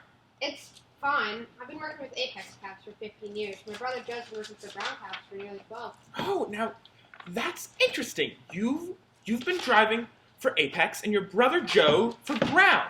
Vita, how fascinating. Look, let me give you one of my cards. Better get on with this, Dowd. Of course, 1 minute. Now, my sister and my charming little niece live with me here at this address. Won't you and your brother join us for dinner sometime? Be glad to. When? When would you be glad to? I couldn't come any night but Tuesday. I'm on duty all the rest of the week. Well, then you must come on Tuesday. We'll expect you and your brother and we'll be glad to see you, won't we, Vita? Elwood, I'm sure this man has friends of his own. Vita, one can never have too many friends. Don't keep Dr. Chumley waiting. It's rude. Yes. All right, here you are. Keep the change. I'll be expecting you and your brother on Tuesday, and we'll be excited to see you. Goodbye.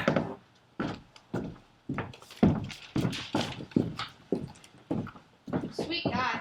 Certainly. You could just as well have waited. Oh no, listen, lady. I've been driving this route for 15 years. I brought him up here to get the stuff they shoot out. I brought him back down after they had it. It changes on me now. Yeah, I would certainly hope so. And you ain't kidding. On the way out here, they sit back and enjoy the ride. We watch the sunsets, watch the birds, we watch the sunsets when it's raining, and watch the birds when there ain't no birds. Always get a big tip, but afterwards, uh-oh. What do you mean, afterwards? Uh-oh. They crab. They yell at me to watch the brakes, watch the intersection, watch the lights. They scream at me to hurry up. They got no faith in me or my buggy. Yet it's the same cab driver, the same cab. We're going back over the very same road. No tip either. But my brother still would have tipped you. He's always been very generous. Not after this he won't be. He'll be a normal human being. And you know what bastards they are. Glad I met you.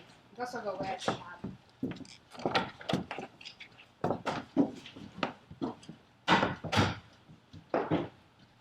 Myrtle, Judge, did you hear that? We have to stop it! We have to stop it! Elwood! Elwood! You can't do that! Elwood's out here! Mother, stop it! You shut up! I knew your father, and I knew your father, and I know! What's this? What's all of this commotion? Elwood! She's sounding off again? She wants to stop the injection! You haven't already given it to him, have you, Doc? No, but we're ready. Wilson, escort Mrs. Simmons away, please. Elwood! Get off of me! Get off of me, you brute! Elwood, please! You don't know what you want. You didn't want that rabbit either. And what's so wrong with Harvey? If Myrtle May and I want to live with Elwood and Harvey back at the house, what's it to you? You don't even have to come around. Elwood, oh, come here. There, Vita. Vita's done a lot today. She's all tired out. Fine then, have it your own way. But I'm not giving up my game at the club again, no matter how big the animal is. Come on, Elwood, let's go home. I hate it here. I wish we'd never seen it. But see here. It's what Vita says, Doctor. Why, would you look at that? My coin purse is right here. I could just as well pay that cabbie. Harvey! Elwood, Myrtle May, let's go home. Good night, Dr. Chumley. Good night, Mr. Wilson. Come on, Elwood. Yes. Dr. Chumley, for years I've known what my family thinks of Harvey, but I've often wondered what Harvey's family thinks of me. There you are! If you'll excuse me, Doctor, you're standing in his way. Where have you been? I've been looking all over for you.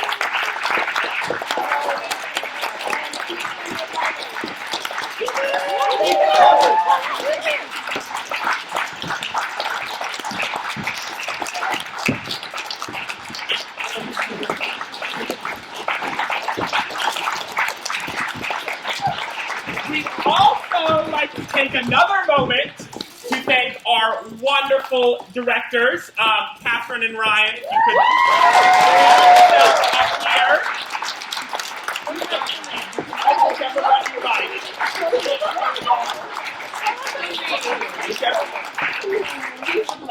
Those ones love it. Ryan, come here. You get your choice.